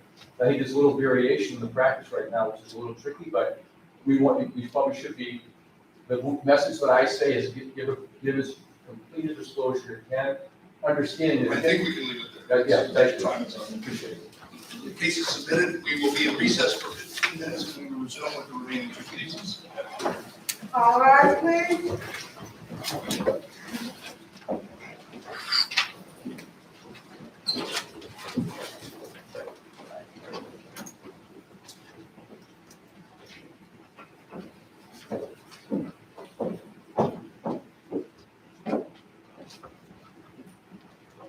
What is the recess?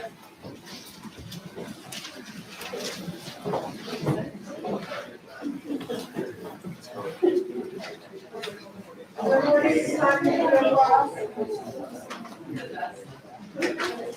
Everybody's talking to their boss.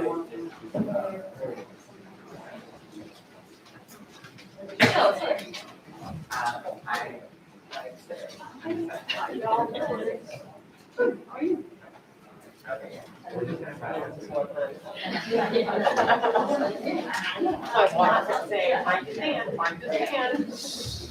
Tell you every 20 minutes. Yeah.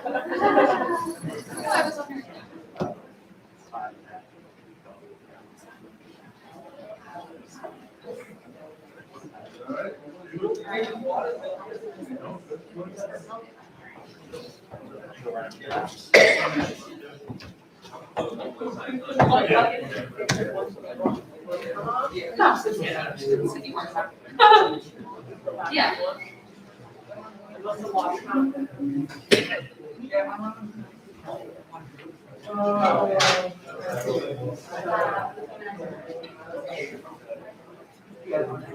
Oh, this is the one. Yeah, that the Apollo thing. No. Oh, the other thing, okay.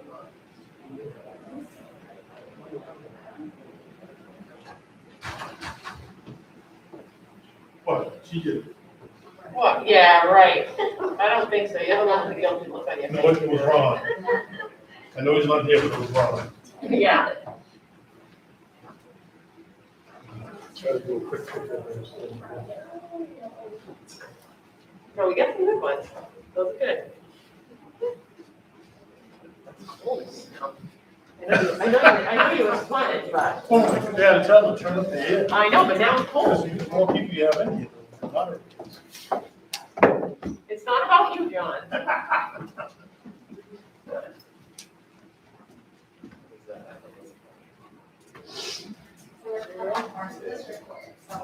I'm sorry? Oh, Like one of the cases that I assigned for COVID, yeah. or whatever. Oh, yeah, figures, but, oh, no, COVID, you're, you know, full circle. Yeah. Which one is it? Barnstable District. Barnstable. Yeah, so I It's can, yeah. down here on the. Okay, yeah. Oh, okay. Yeah, the campus of our I want to go to strike for. Yeah. Oh, yeah, it was great. Yeah, I will be keeping her too, but, you know, yeah, I think she's sitting tomorrow. Yeah. I'm going to talk more about stuff. Really? You're like Barnstable. Yeah. Efficient's got- Yeah, right.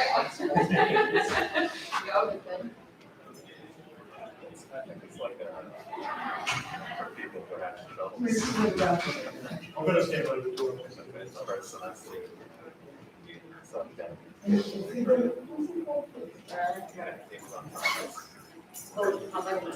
Okay, another person, is involved? Is involved? Sarah, are you not for this?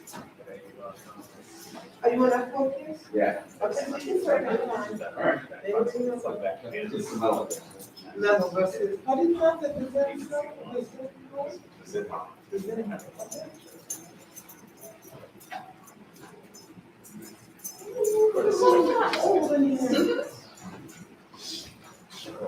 How's it going in there? Fine. Same. I was you're driving, I can't really see it from the keyboard. Sam, also yelling. Yeah.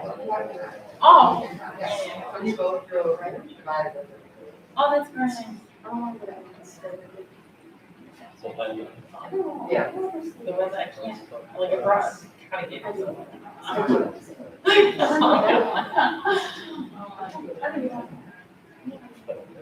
That's so nice. Like, I have water, it's not, you have to emphasize something like early.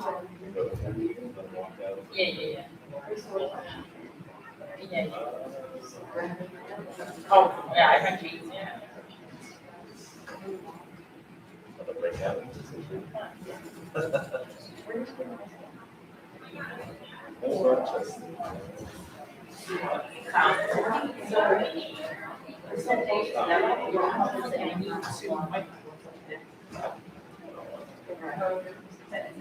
Yes.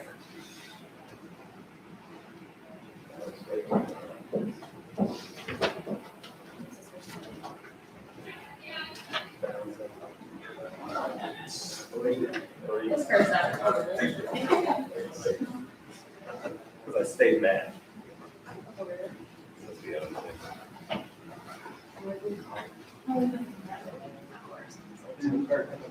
Yes, definitely. Claire, is this your first time? We already spoke about that. That's the first time I showed. Yeah, I just go by your, like my. Yeah, I've seen it. Yeah. It's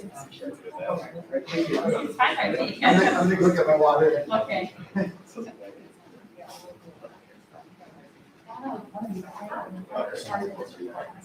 Oh, awesome. Oh, I'm the deputy project engineer. We don't actually have. Oh, okay. Yeah, when I came to by law. Oh, there's one in the basement. What's the Yeah, benefit? definitely, yeah. You just go down. Eric, Yeah. No. Yeah, we're not that. Yeah. Well, if you just go down the stairs. I'm in district now, so I'm kind of. Then I was thinking, I think we're. Yeah, so come down and work on the. That's so awesome, they let you come here, that's awesome. Yeah, I mean, it was awesome, yeah, it was awesome. So, Oh. coming out. You know what? Perfect, actually, if you watch the judge case, which I think Yeah. well, that's what I have to send, but I the first appeals I ever did, because I was learning last year, and I assembled it, so. I was, So then I heard, brought down. then when we went to the next case, I'm like, oh, I got that video. Yeah. Okay. So, yes. They're babies, so it's good. The recording and you don't really take notes or anything. I do with like Babies. orders. Okay. Yeah. Like that, I used to work in. Yeah, Did you pick it up? Both times. And when I came home.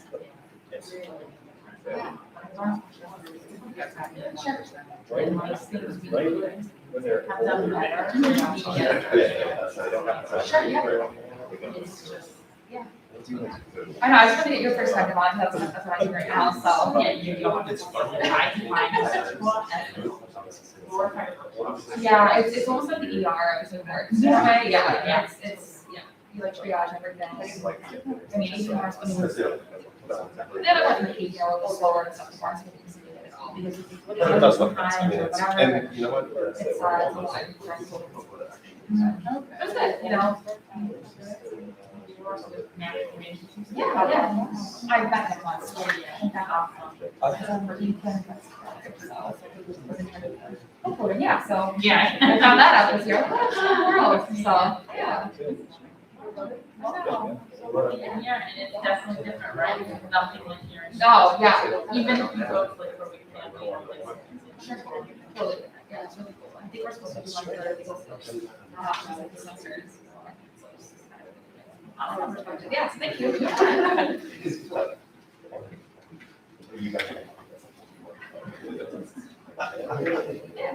how you. That's your.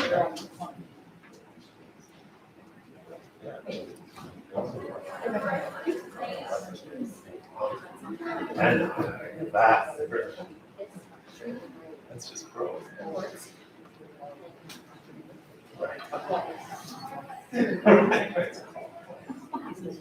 Sorry.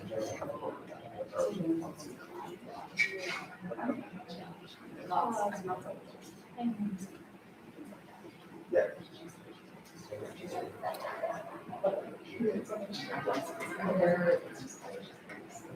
It's my face.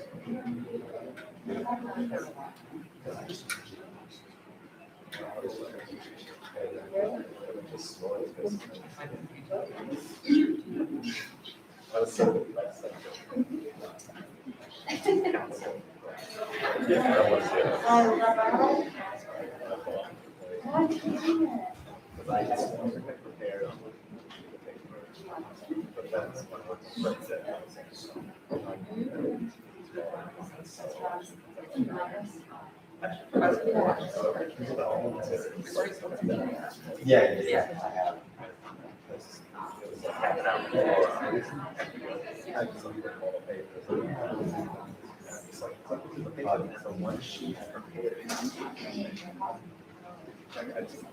Afterwards, I took all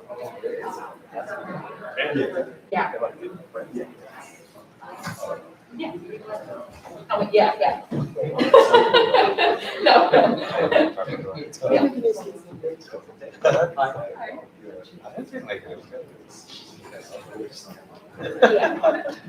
What's going on? I texted you, I was like, oh, no. I shut my phone off at 4 o'clock. And everybody left. Yeah. Because I don't sleep. What are you doing? He's the jerk. I'm the trust.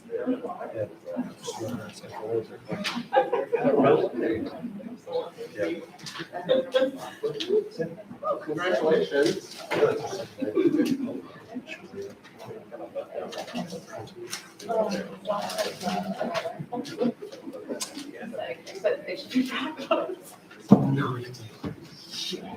I love that guy. If I'm not gonna have a kid for myself, he will. Well, you texted me that, and I was like, yeah, and what's you like, yeah, all right. Not necessarily an hour, but still, it's still something. That's kind of cool. In the SEC case. Yeah, but that's. In New York. And not even that, but like, and SEC is that was like kind of on the. Like super controversial Yeah. and probably like the most, like honestly, just Probably like the good. bar. Yeah. So So that's awesome. Instead of like just being like, hey, give them a shout out. he was like, I just wanted to be aware and he like broke down and like the what like he said a lot of like shitty things. Kind of people comes with them instead to be like too well. That's awesome. And then like some of the different about it that it's like no, but you did it. So how long until that trial actually gets going?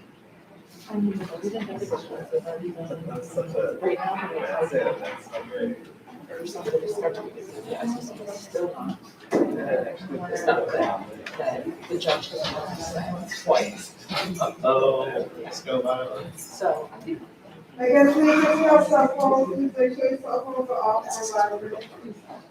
So is it still the same year like Kevin? Because remember. Oh, hey, how are you? People actually like,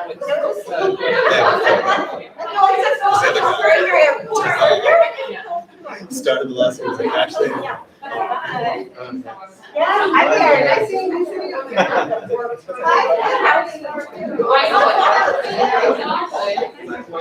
No, I told brother like.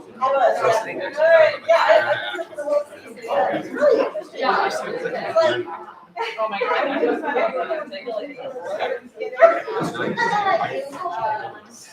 And they say, they call it brother. I think it's. I'm like, what? Are they related? But I guess they do that. Yeah, they have like the. I mean, usually they just. Right. They get this other one. Nice to meet you. Yeah, but they have the facts. I did, I actually got copies. A little bit. Like a general. So they asked us about it. They don't.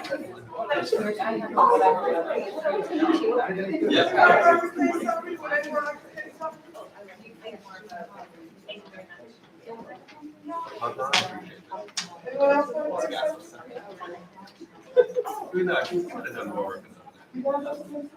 Thank you.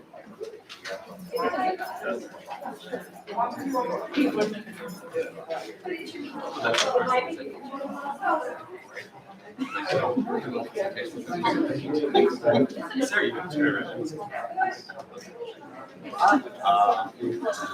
You're like, yeah, 55 minutes later. Yes.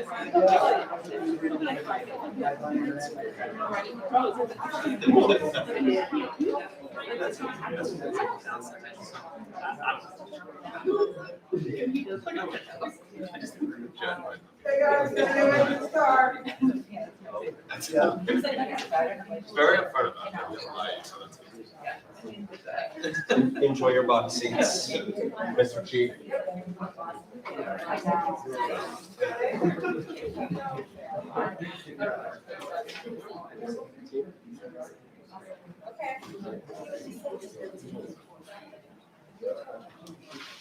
Yeah.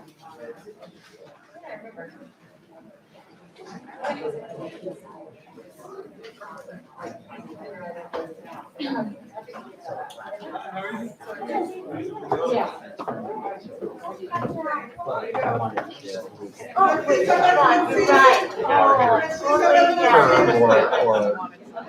I'm glad you got it. I'm glad to see you later. Call me if you ever want to read.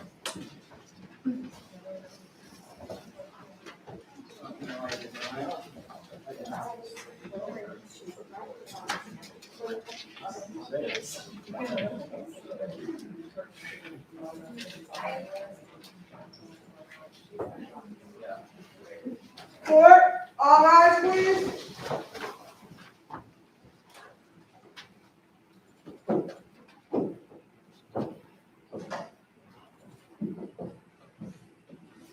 session. Please be seated.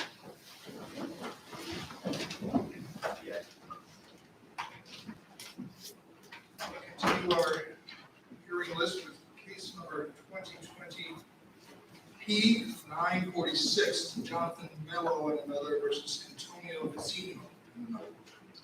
Good morning, Your Honor. For the record, my name is Javon. I represent the appellants, Lisa and Jonathan Mello. We request the court to reverse the judgment of the lower court, which entered for the defendants, and enter a judgment in favor of the appellants for adverse possession of prescriptive easement of a portion of the appellee's property, which has been used by the appellants as their driveway. The Mellos live in a single-family home at 261 Whitman Street in Bedford. The appellee's Antonio Vecino live next door to the east at 257 Whitman Street in Bedford. As shown on the plan that was included as part of the record at page 24, east side of the Mellos driveway, the east side of the Mellos property, which is here, directly abuts the western sideline of the Vecino's lot. The parties' shared lot line is straight, running from Whitman Street to the back of the Mellos property. The area disputed by the parties is this paved strip of land on the Vecino's property that runs northward from Whitman Street along the western edge of their property, lines to the garage at the rear of the Mellos property.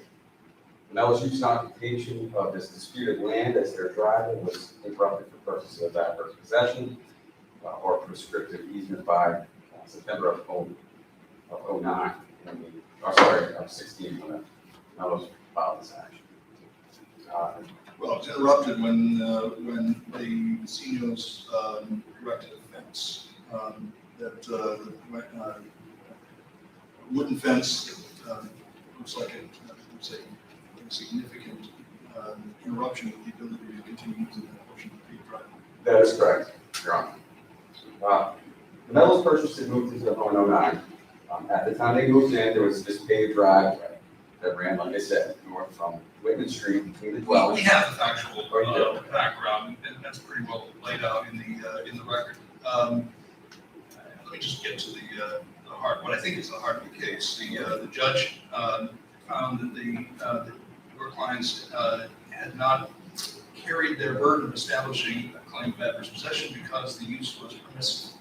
That is correct. So obviously our argument here is the lower court judge made a clear error, we think, at least in finding that the Vecino's predecessor title, Rosalie Bruton, knew that the Browns were using this disputed area between the two dwellings as a driveway. She knew that this area was on her property and that she permitted the Browns' use of it. The Browns being the predecessor title to the. In a former life, I had some occasion with some regularity to entertain these questions. I was on the land court, and my recollection is that mere acquiescence does not constitute consent, and that awareness, in fact, is not necessarily present, but the requirement that the use be open and notorious would ordinarily do the encroachment on owner with an awareness that the encroachment was taking place. So knowledge alone doesn't constitute consent. Correct. What other indicia did the judge rely on in finding that there was permission? The judge relied on the fact that a fence was built or installed. There was testimony to this. From the rear corner of the house to the front corner of the garage. That's correct. But that was not over the driveway, right? Correct. It wasn't. Was that back portion of the 4-foot wide strip part of what was at issue in this case? Yes, but the issue of the grass area versus the was separate and apart from the driveway area, and that was because there was also evidence of planting shrubberies in the grassed area as well, but at least as it pertains to the paved portion of the driveway that had been in use since 1962. That's correct, or 1950s, but then paved in 1962. So there were no actions taken by Ms. Bruton that would have interrupted their use and maintenance of that paved area, that driveway area. That angled fence went across a grass area like you said, from the corner of her home to the back garage, which is, so it sort of followed the curvature of the driveway to the garage. But in this diagram that you just referred to, that blue rectangle, the fence would sort of cut off the top right corner That's correct. of that blue rectangle. Yes. From my first year property, probably in law school, I remember that there was something in adverse possession about it being hostile. Is that still part of the definition in Massachusetts? And does it matter whether or not Mrs. and Brown's had any animosity between them? I don't believe there's a need for animosity between the two parties. I think the Browns did what they did, open, it was notorious, it was adverse, it was obviously not permitted, there was no agreement, there was no, whether verbal or written agreement. Well, you said it was obviously not permitted on her, I mean, she could see what was going on, right? There's no, first of all, you don't dispute any of the judge's actual findings of fact. I don't. Okay, it's just a conclusion of The least correct, from finding that there was a fence and some shrubbery done towards the garage, and the fence that then was installed in that location. But to make the leap from the installation of a fence to granting permission, which would have, so obviously at that point, would have extinguished their claim for adverse possession. Is the judge's finding that there was, that the use was permissive, is that a finding of fact or a conclusion of law? It was a conclusion of law. I didn't see, the facts that I stated earlier, which are that she specifically, There could be cases, I heard, where there is conflicting testimony about whether or not there was an explicit grant of permission based on conversation. But there was no evidence in this case that presented a factual conflict on that. So the conclusion concerning permission was really one drawn from otherwise largely uncontested facts. that's right, right. There was no, I had the son Blaine Brown testify, and he spoke as to his time at the property, living there, and as well as when he lived there with his parents, as well as the Mellows, who purchased the property after the Browns, and both their testimony spoke to there never being an agreement between the Browns, Mellows, and any owner of the 257 Whitney Street property. I noticed in this case, the trial concluded quite some time ago. That's right. If I remember correctly, it was May of 2016 was the judge's written memorandum of decision, somewhere in that range. That's right. Why did it take so long to get That's a great question. And the reason for it did take some time for no one blame the transcriber for taking the testimony and putting it into a records. So this goes back But to that's my former lives, the transcript delays. yes. This was a per diem or an official stenographer, or was this a recorded? This was a official from that. Okay, so it took some time. Was that based on delay by the stenographer, or was that delay that was encouraged by the parties while they attempted to negotiate settlements? There was little to no settlement discussions after the decision from Judge Beard, so it was delay on the part of the stenographer. Nothing unfortunate about it. We've done some taking some steps to try to address that by moving to a digital recording system. Yes. And I understand that the timeliness of this transcription is improved as a consequence. Judge Beery seemed to put a lot of weight on the fact that this is going to drive, and so she presumably needed to use the driveway herself. Does that, but the first driveway was only 4 feet wide, That's right. so how is that cut? And does the fact that she couldn't drive how does that factor into whether or not you're allowing them to use that strip? The fact that she didn't drive, the fact she didn't have a car, again, Judge Beer made a leap, using certain facts, then conclude that there was some sort of permission granted here. And the fact that she may have not had a car or chose not to drive, did not know how to drive, doesn't take away the fact that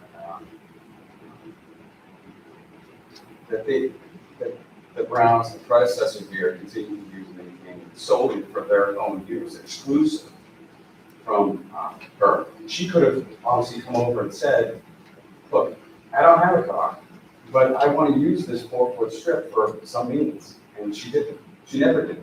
She never Where had did to. she plant the shrubs? They were planted towards the back of the property next to the southwest corner of the garage on her side of the property.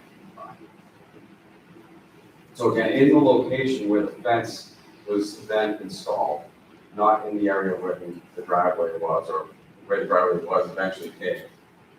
Southeast corner of the garage. Southeast, sorry. I submit to, the court here that she fenced off the area. If in fact she was the one who installed this fence, she didn't testify, she was deceased at the time. But she essentially, by fencing off this area, she essentially blocked herself out from ever getting to the disputed area unless she walked entirely around the property. It was, if she installed the fence, she was essentially telling the world that, look, this isn't my property anymore, this is used. It's been used by the Browns, and it should be considered Brown as part of their own driveway. Her affirmative participation in that use is not necessary. It's more about what the person using the property is declaring to the world based on their open, notorious, and adverse use of the area. I agree with you, Your Honor, and that 100%. I think evidence was shown through testimony of Mrs. Brown and Mr. Mello that that's the case, that that's how they used it. They showed the world that this property was their own. But what this case fell on, and the reason we didn't prevail, was the reason that there was an action, supposed action by the neighbor who fenced off this area, a fence at an angle as opposed to a fence going along the property line, that somehow created a permission to the Browns to continue to use this driveway, extinguishing their adverse possession. Like Judge Grant, I remember my first year property class in law school and learning about the theory of adverse possession and thinking to myself, that will never happen. And then I found myself on the land court, and it seemed like it was an alternative count in almost every boundary dispute that we had. I do have to say too, to the point that the Browns essentially used it, and the world thought that that was their driveway. Future owners, after this. But their subjective state of mind really doesn't matter. But future owners of Ms. Moot's property, the Vicinio's property, consider that driveway to be the owner's driveway. This is the 261 Whitman Street. Those owners, their driveway.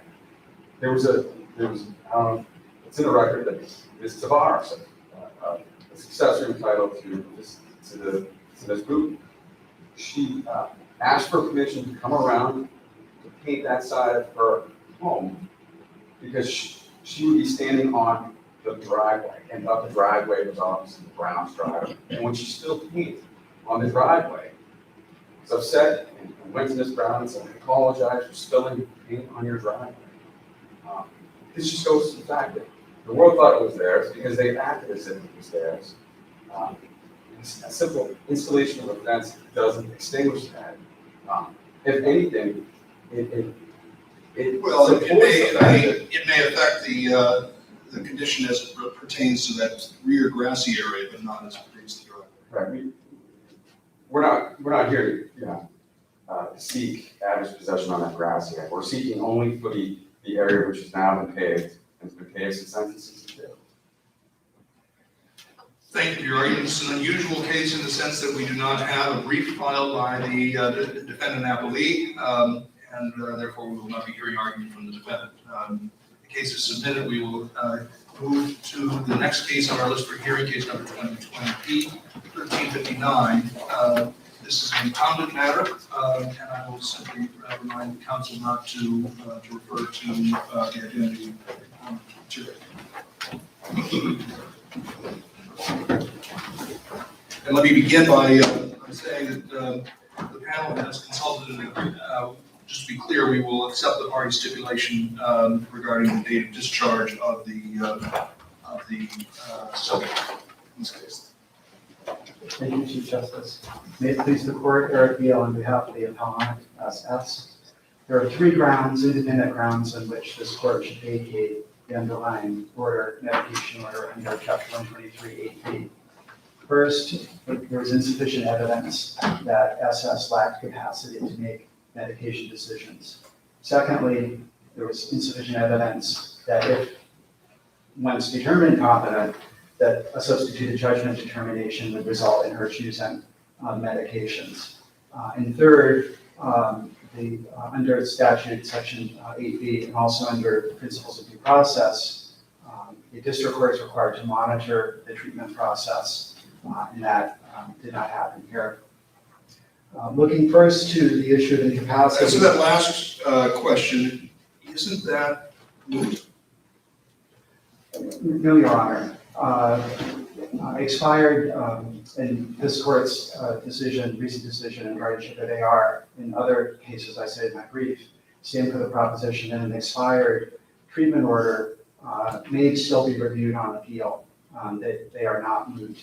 But this is a specific issue as to ongoing monitoring, where the patient was discharged within 30 days. Is that particular issue moot? No, Your Honor, and related to the stipulation that counsel filed, we agreed that the discharge date was August 6, 2019. So the appellant was hospitalized for nearly 2 months under the medication order. My position is that the order itself, under principles of due process, under the plain language of Section 8B, required the court's order to provide for monitoring.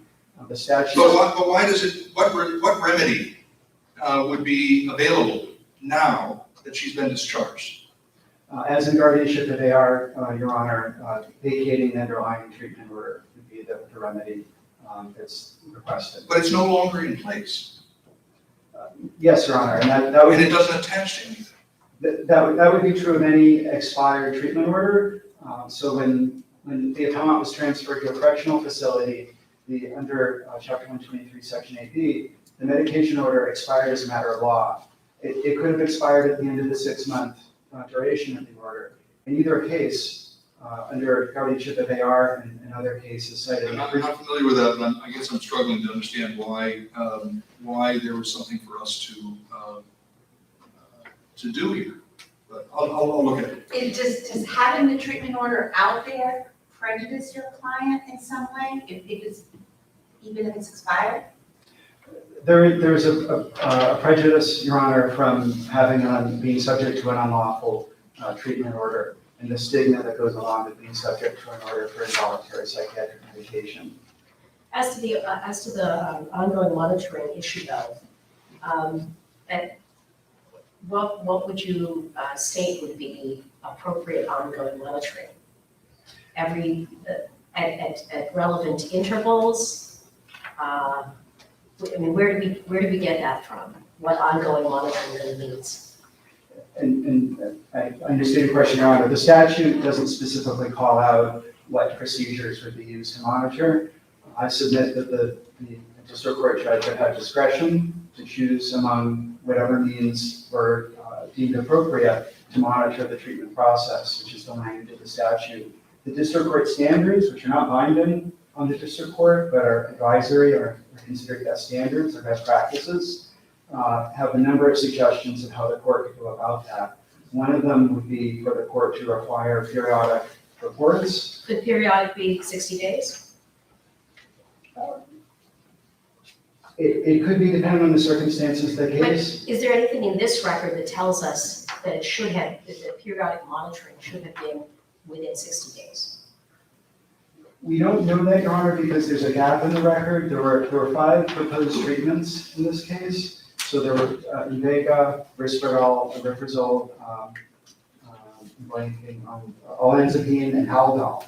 So we only have evidence as to side effects from the Risperdal and not the other 4. And my argument is that the order here lacks any mechanism for treatment plan monitoring, and that in order for an appellant or a patient in this case to have an adequate appeal, that would need to be part of the court's order in order for the order to be lawful. And typically on the probate and family court side, and this is another option that the district court standards provide for monitoring, would be for the court to appoint a monitor. Typically, the monitor is required to meet with the patient in the first 30 days. And that would be not a physician, but if a new medication were started, one would want to have contact with the patient at the beginning of the initiation of the medication. Could you go on to your first argument? Yes, Your Honor. So in regards to incapacity, certainly the physician here testified that SS lacked capacity to make treatment decisions. And that opinion really goes to the ultimate issue. It goes to the legal issue. And under Rogers and under Oken, it's very clear that the judge has to decide, make the adjudication of incapacity. And that adjudication happens under, it's called a heightened preponderance of the evidence. And the heightened part of that standard is an additional layer of due process that requires that the court prepare meticulously detailed findings because of the fundamental interests at stake in deciding the person's determination over what drugs are entering the body. That there's a requirement of meticulously detailed findings that show a close attention being paid to the evidence. And in this case, I submit that the findings here did not show that close attention to the evidence, and that therefore the findings were insufficient as a matter of law. Also, the court in its findings related to capacity appeared to essentially verbatim take information from the physician's affidavit. And as this court, again in Guardianship of AR, stated that the pleadings, the physician's affidavit, those aren't evidence. And what resulted from the court relying so heavily on the physician's affidavit for its findings, there's actually a mismatch between what the evidence was that was adduced at trial and what the court found in its findings. And so for that reason, What specifically was the mismatch? Specifically, Your Honor, the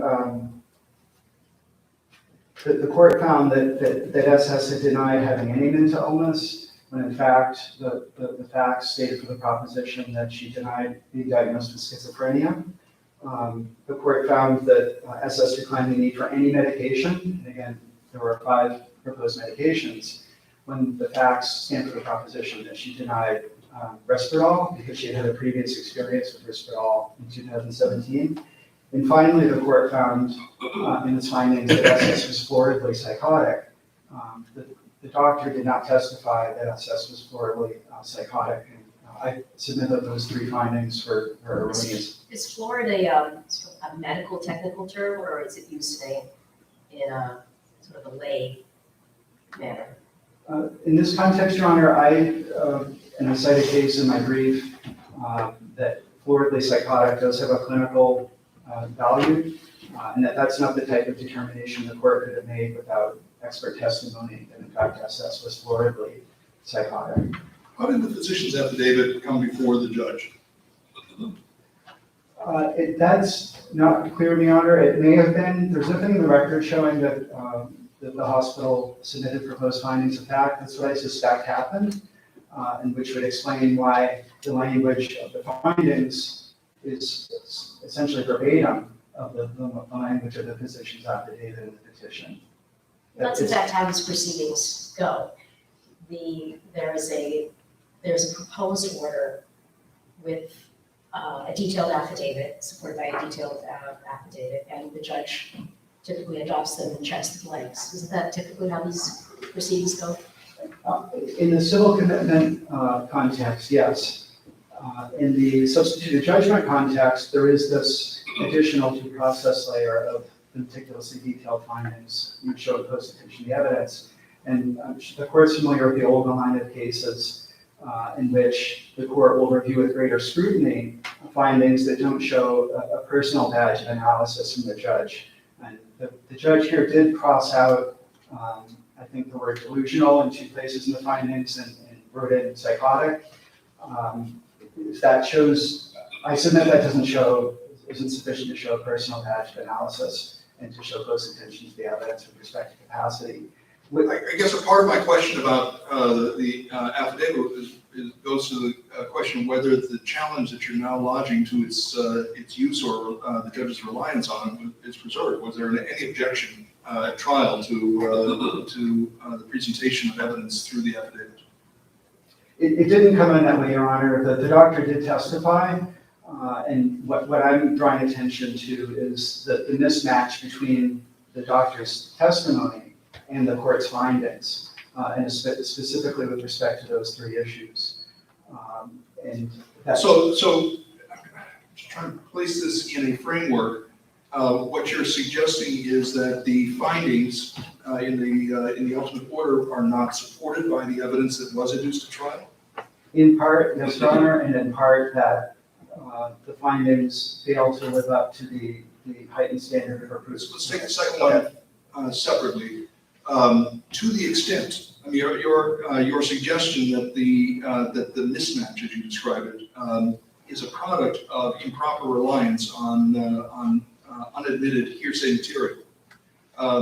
That's a theory. The judge certainly didn't say that. To the extent that the findings depart from the strict statement of the evidence as it came in at trial, are they nonetheless permissible inferences drawn from that testimony? Or are you saying that they're clearly erroneous because they're wholly unsupported by the evidence presented at trial?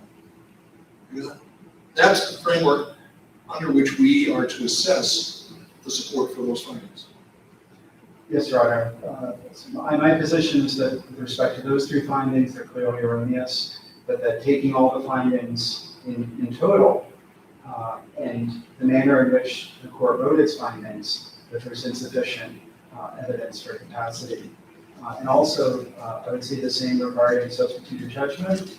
And looking at the substituted judgment findings, and looking at the guardianship of AR, the most important factor, in fact, the language of the SJC, the critical factor is the patient's stated preference. And here we have the patient stating both in 2019 and 2017 that she did not wish to take Risperdal.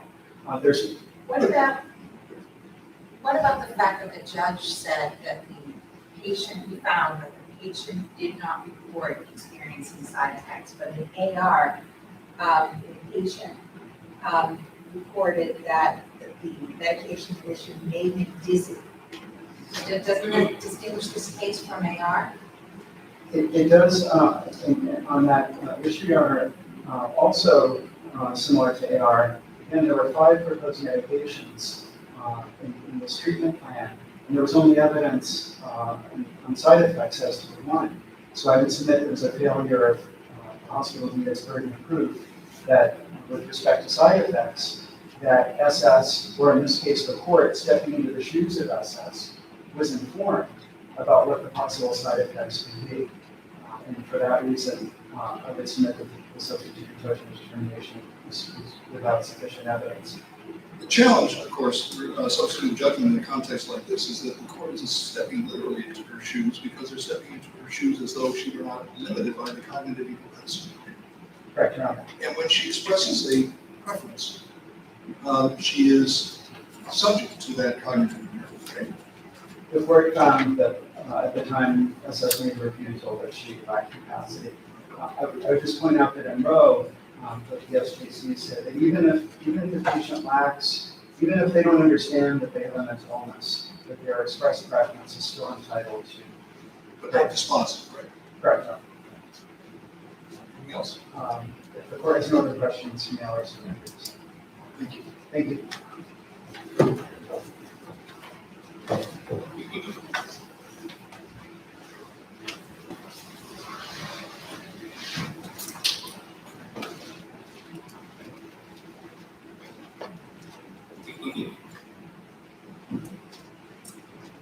Please support. Good morning, Your Honors. My name is Christine Camineri. I'm a Special Assistant Attorney General in the Massachusetts Attorney General's Office. And I'm appearing on behalf of the appellee, the Massachusetts Department of Mental Health, in today's case.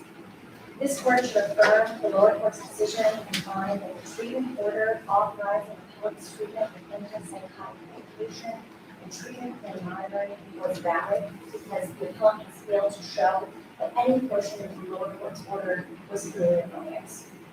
First, Your Honors, the lower court did not commit clear error in finding that the preponderance of the evidence established that SS was incompetent.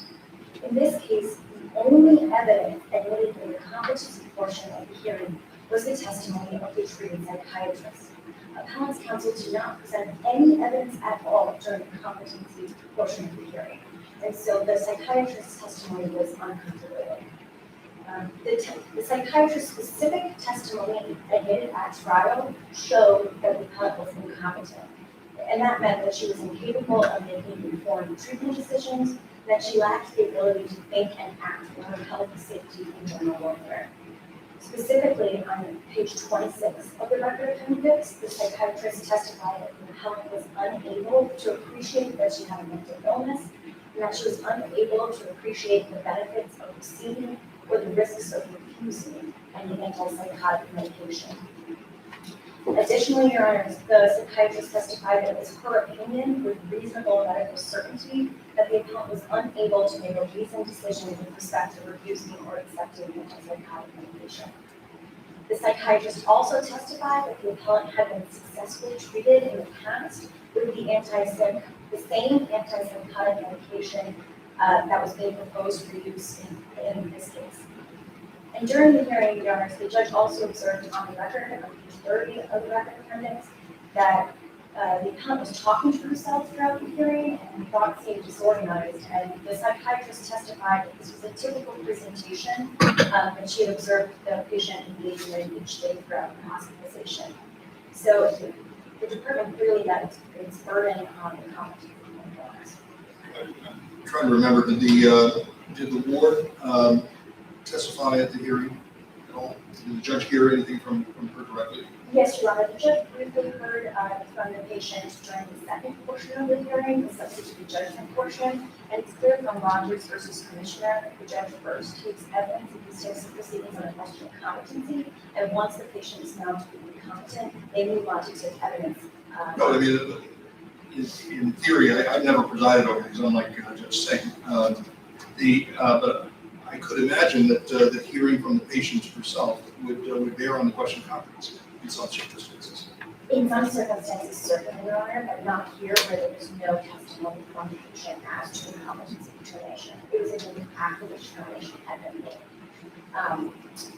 Your Honors, on the substituted judgment point, the court also did not commit clear error in finding that by preponderance of the evidence, if competent, the patient would have chosen to receive antipsychotic medication. For the substituted judgment standard, the judge properly considered the 6 factors that are required to be considered regarding each of Will and Rogers. Those are the individual's expressed preferences regarding treatment, individual's religious convictions, impact on the individual's family, the probability of adverse side effects, and the prognosis for the individual with and without treatment. The judge's findings on these points are reflected on pages 14 and 15 of the record, and it marches through the findings based on psychiatrist's testimony at the time. What I found a little bit concerning about those findings is that I think one of the most significant issues on the substitute judgment in this hearing had to do with the impact on the eye condition that the patient had. And the doctor testified that this was a concern, and she made lose sight if she can't get it handled, and we can't handle it until we can get her medicated. This seemed to be one of the most significant issues as to why this was necessary, and that wasn't actually dealt with in written findings. Is that correct? I don't believe so, Your Honor. We didn't write on it.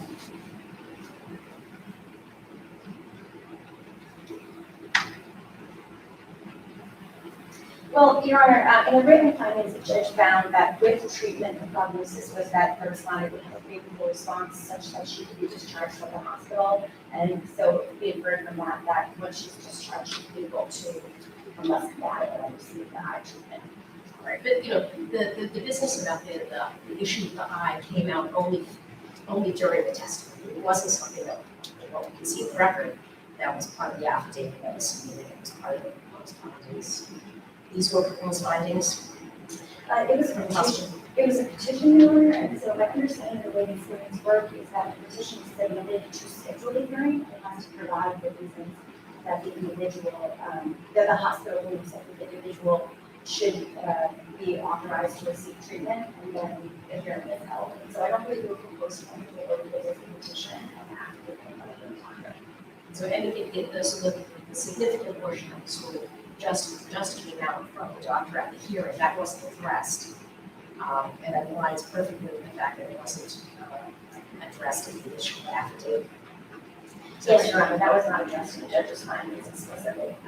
But any error that would be resulted, that would result from not including the eye condition was not necessarily responsible to the substitute judgment of determination.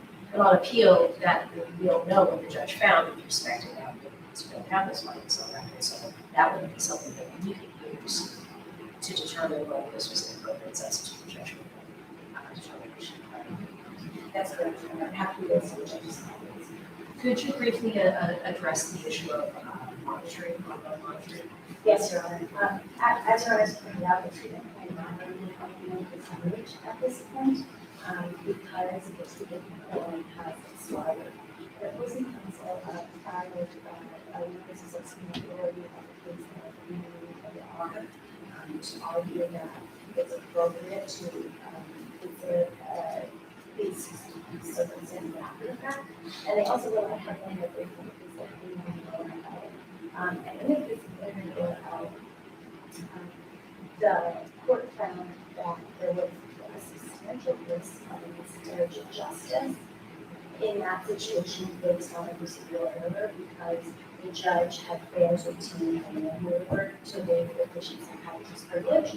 And so there was a substantial risk that there would be individuals' substantive rights being invaded. Here, any alleged error in treatment plan monitoring does not affect the individual's substantive rights. The order provided for treatment plan monitoring is just provided for a date. And so there's no substantial risk of miscarriage of justice here. Is this something that could recur? It could occur in theory, Your Honor. If this is not a situation where there is evidence in this record that it's occurring for this particular individual. Moreover, Your Honor, as reflected on page 13 of the record, the order provided for treatment plan monitoring, and section 8B simply requires that the court shall monitor the treatment process to ensure the treatment plan is followed. It does not require for any specific period of time that there be a periodic hearing or a periodic report. And the reason for this is reflected in the SG's decision, Guardianship Statute. In that case, the court discussed the imposition of treatment orders in the context of the Guardianship Statute, and it said that it didn't want to set required deadlines for periodic reports and hearings because it's important that the court have flexibility and discretion in order to take into account the specific circumstances of the case and to provide for the hearing as is appropriate for the particular individual, depending on the medication that they're taking, how long it's expected to take effect, and other case-specific factors. And so here, the court provided for treatment plan monitoring, and it was within the court's discretion to determine what period of time that would occur. But there's no period of time set forth. Respectfully, I would clarify that, Your Honor. There was no date in the treatment order for a hearing, but a periodic review would occur at the expiration of the 6-month period of the treatment order. And that was an important point that the SJC considered in the guardianship opinion case for contrasting the guardianship statute and finding that there had to be specific dates under that statute for review. The court there expressly contrasted that statute to Section 8 and found that it allowed for a periodic review after the 6 months would be up, or in the case of subsequent orders, 1 year. And so the SJC has found that that 6-month review provides for the adequate due process in the treatment and monitoring context. And Your Honors, unless you have any further questions, I'll be still moving. Seeing none, thank you both. That concludes our session. I want again to thank the University of Massachusetts Law School for hosting us here. It's a real pleasure to have come down to the South Coast and hear these cases, and I hope that all of you who attended enjoyed it as much as I have. We are in recess. All right, please.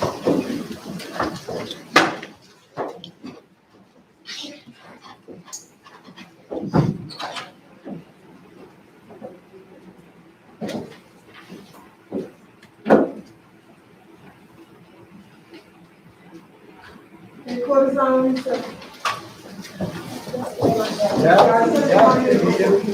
See you next time.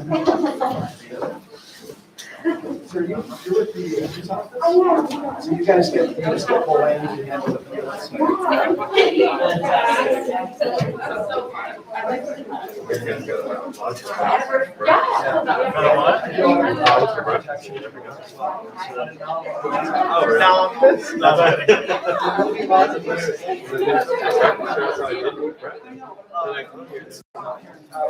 She's the director. But she was saying,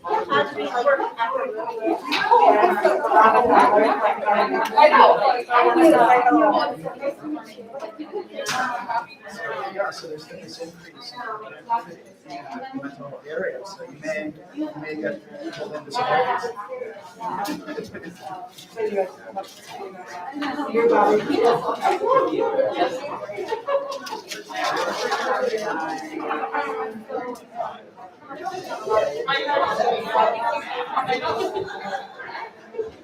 Yeah.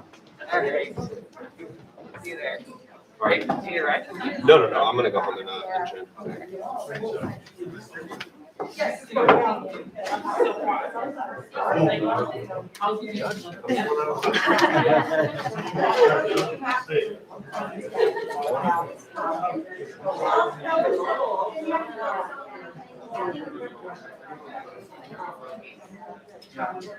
Yeah, exactly. Yeah, I mean, I think,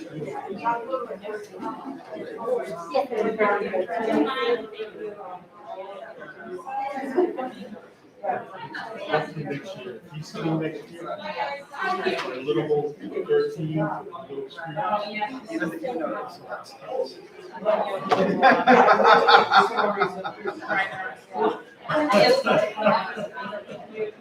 yeah. Yeah. I guess it just. Yeah. Yeah.